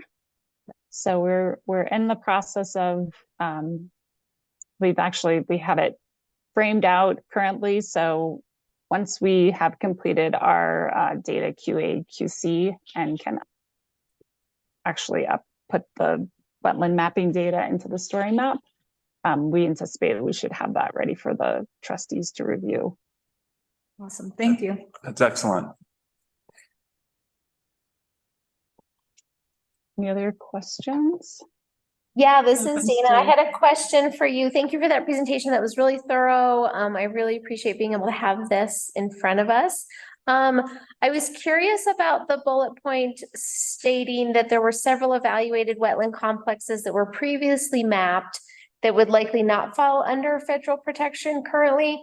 So I guess my question there was, like, do you have evidence that there are certain areas that had jurisdictional designations that has now changed in Silverton? Or could you clarify a little bit more there? Because I think that was a big part of our discussion in previous board meetings.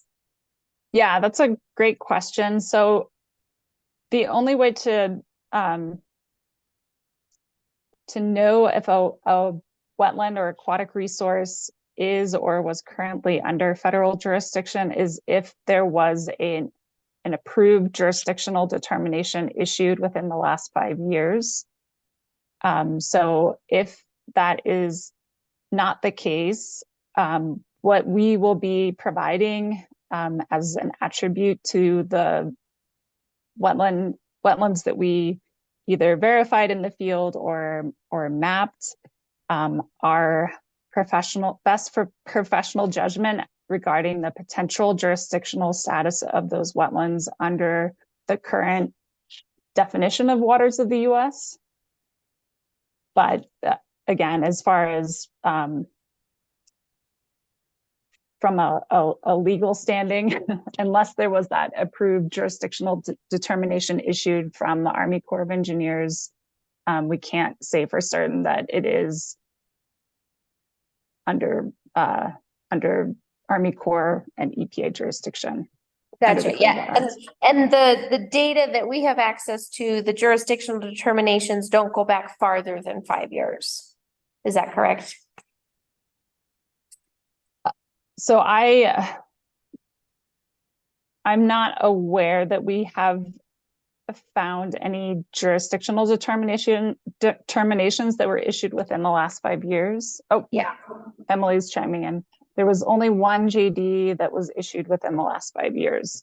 So that would be the only legal determination within the town boundaries that explicitly provides a jurisdictional boundary. Gotcha. Yeah.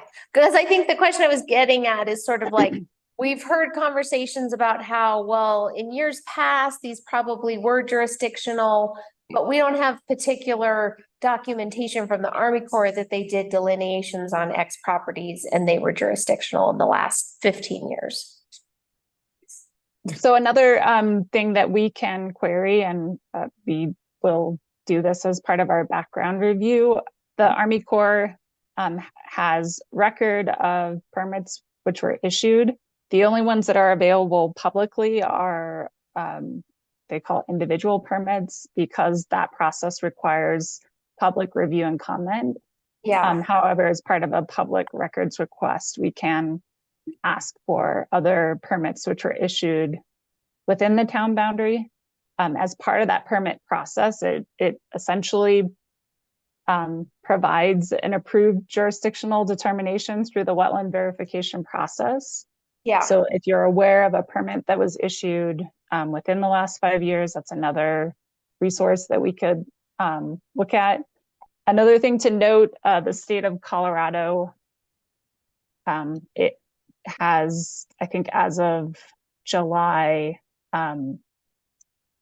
CDPHE has passed a enforcement discretion program. So this is their version of a gap waters protection sort of intermediate step. So in cases where a wetland might have previously been under federal jurisdiction, a potential discharger or developer may need to submit a request to the state in order to avoid that enforcement action against them. So it's a little different because it's not actually a permitting program, and all of us are a little bit unsure how this is going to be carried out by the state, but that's just something to be aware of. Okay, that's helpful. Yeah. And the reason why I asked people may like, why do you care? Is because for me, when I think about this perspective and think about where we go with this in the future and what areas might need protection and what we might think are fine to move forward with development, is if an area was previously designated and is no longer, to me, that's kind of a more easy criteria when thinking about possibilities in the future. So that's why I kind of bring that up. So thanks for the that's a great question. Yeah.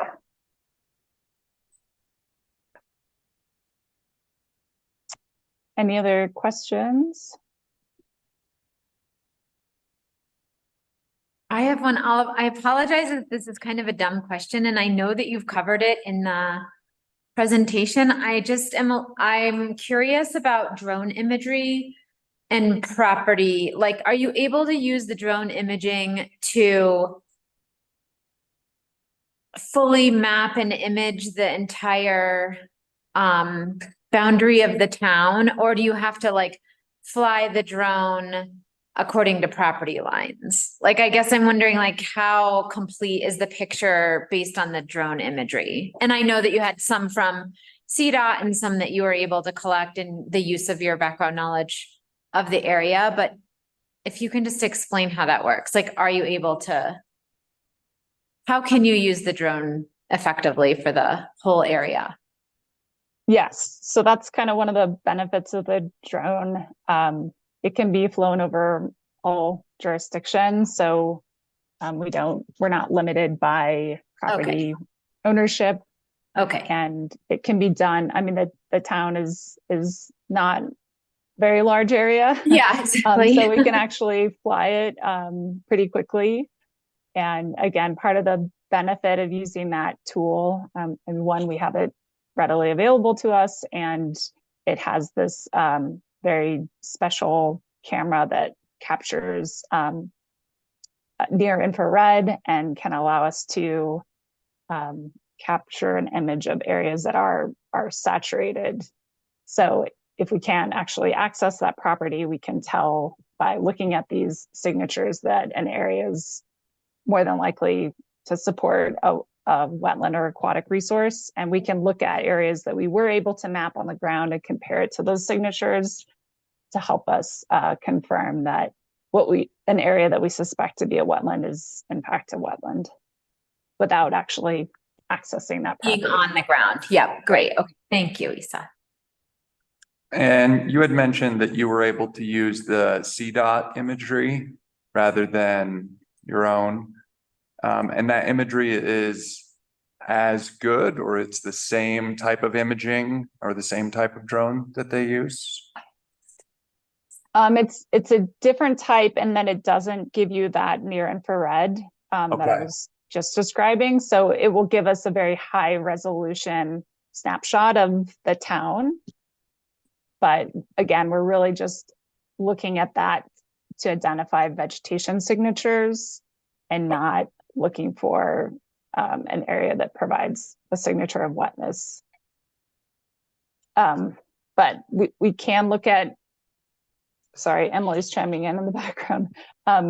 We believe we can look at near infrared with that imagery, and that's part of the analysis that we're completing right now. But it's not at the same resolution that we'll be able to capture with that drone flight. And again, we'll be able to do that in the spring at the same time that we're doing our wetland assessment and follow-up mapping if needed. Excellent. So Thank it you. will align better with the timing of our field efforts. Thank you very much. Yeah.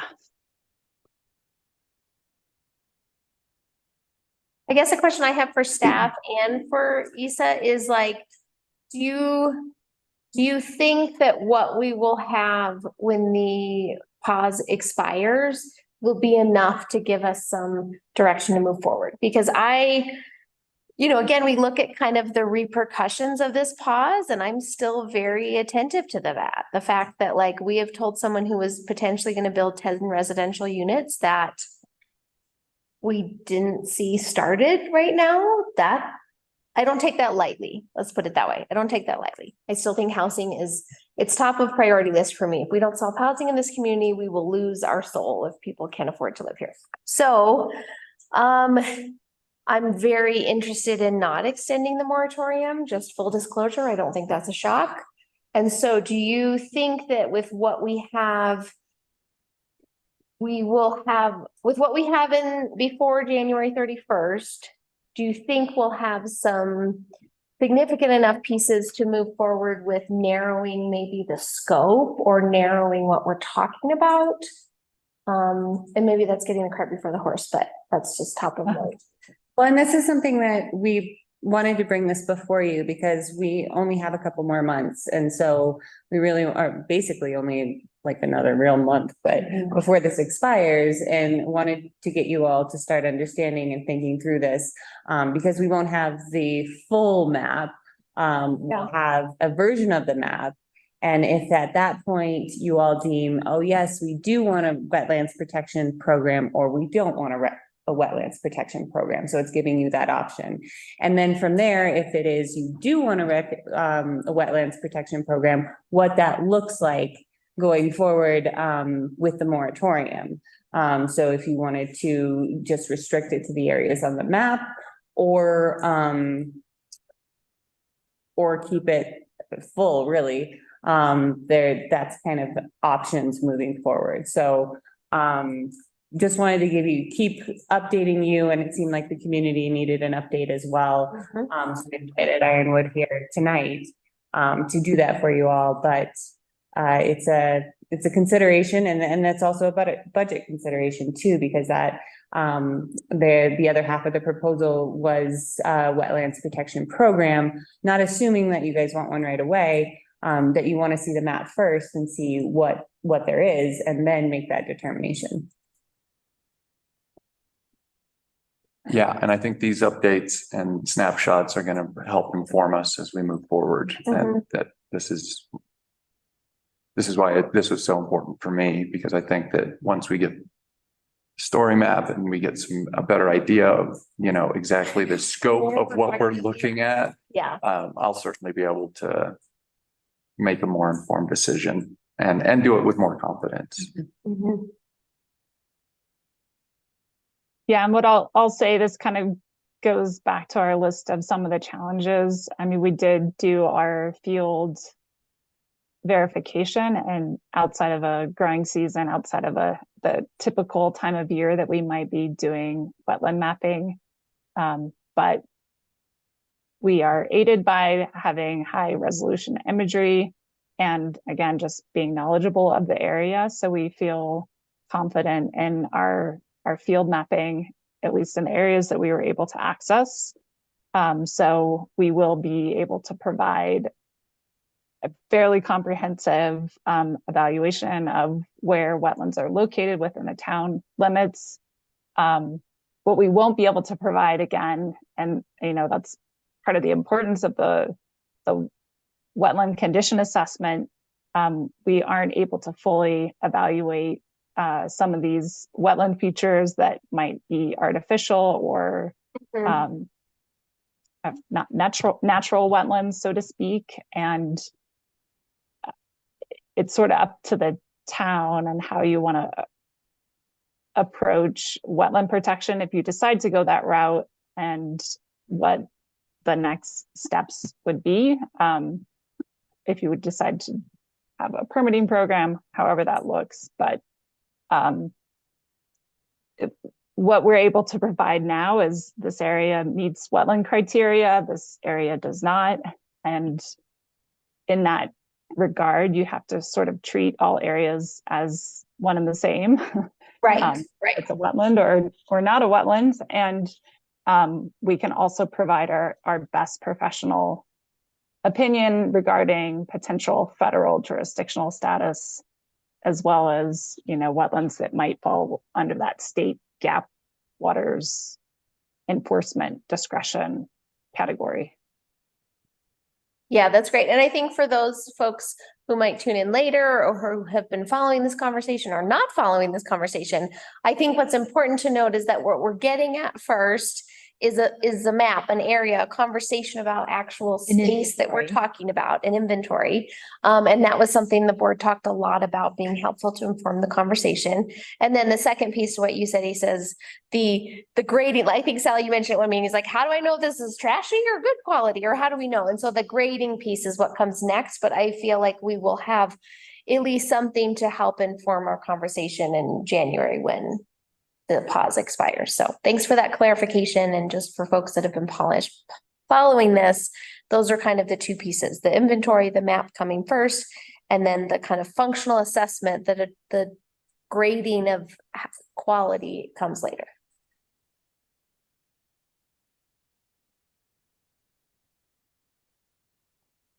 Anything else? Do we know if Jim, I can't see you. So if you have your hand up, we don't know that. Available. Or you just go up to. But you could start talking if you have any input or you want to ask a question. Yeah, just go over to see where You can't see me. There you are. I'm sorry, I can't tell if I'm still how dare you presenting not be my able to see screen me? or not, so. There we go. That's your loss. I'm used to using Teams, so I'm a little bit lost with Zoom. No, this is incredible. This is what I think, this is what I know that this Board of Trustees has been looking for, the information provided, the guidelines, but mainly this update so that we can answer those tough questions that are being asked of us by our friends and neighbors. This is that important information that we need. So thank you. And I look forward to the next update. We thank you. We're very excited to be involved. Obviously, with the Supreme Court ruling, it's left a lot of things up in the air, and it's put a lot of pressure on the state and local governments to find a way to protect their resources. So I applaud you for taking action on this. Well, it hasn't been easy for any of us, especially in a community our size. It has not been easy. In fact, it's been difficult. So working with us as we're working with you, it's what makes the world go round. Okay, thanks, Jim. Thanks, Issa. I think with that, if everyone is feeling complete in their thoughts. Okay, great. Thank you very so much, Issa. And we will move on again, public comment to conclude the regular meeting. So if anyone has anything to comment, now's your chance. No one is here in person.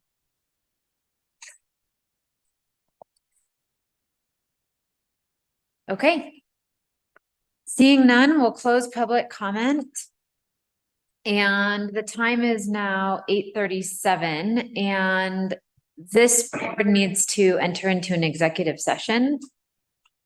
So Melina, what do you need to do for closing out the meeting and starting the executive session recording? So I'll need everybody to exit the attendance. That is Bevan up there. We'll wait for everybody else, then we'll put it into panel. Okay. I need to end the live stream on YouTube and then lock the meeting and you can continue. Okay, thanks. So it looks like our attendees are exiting the meeting. Daniel, if you, We enter executive session live and then okay, I exit out. great.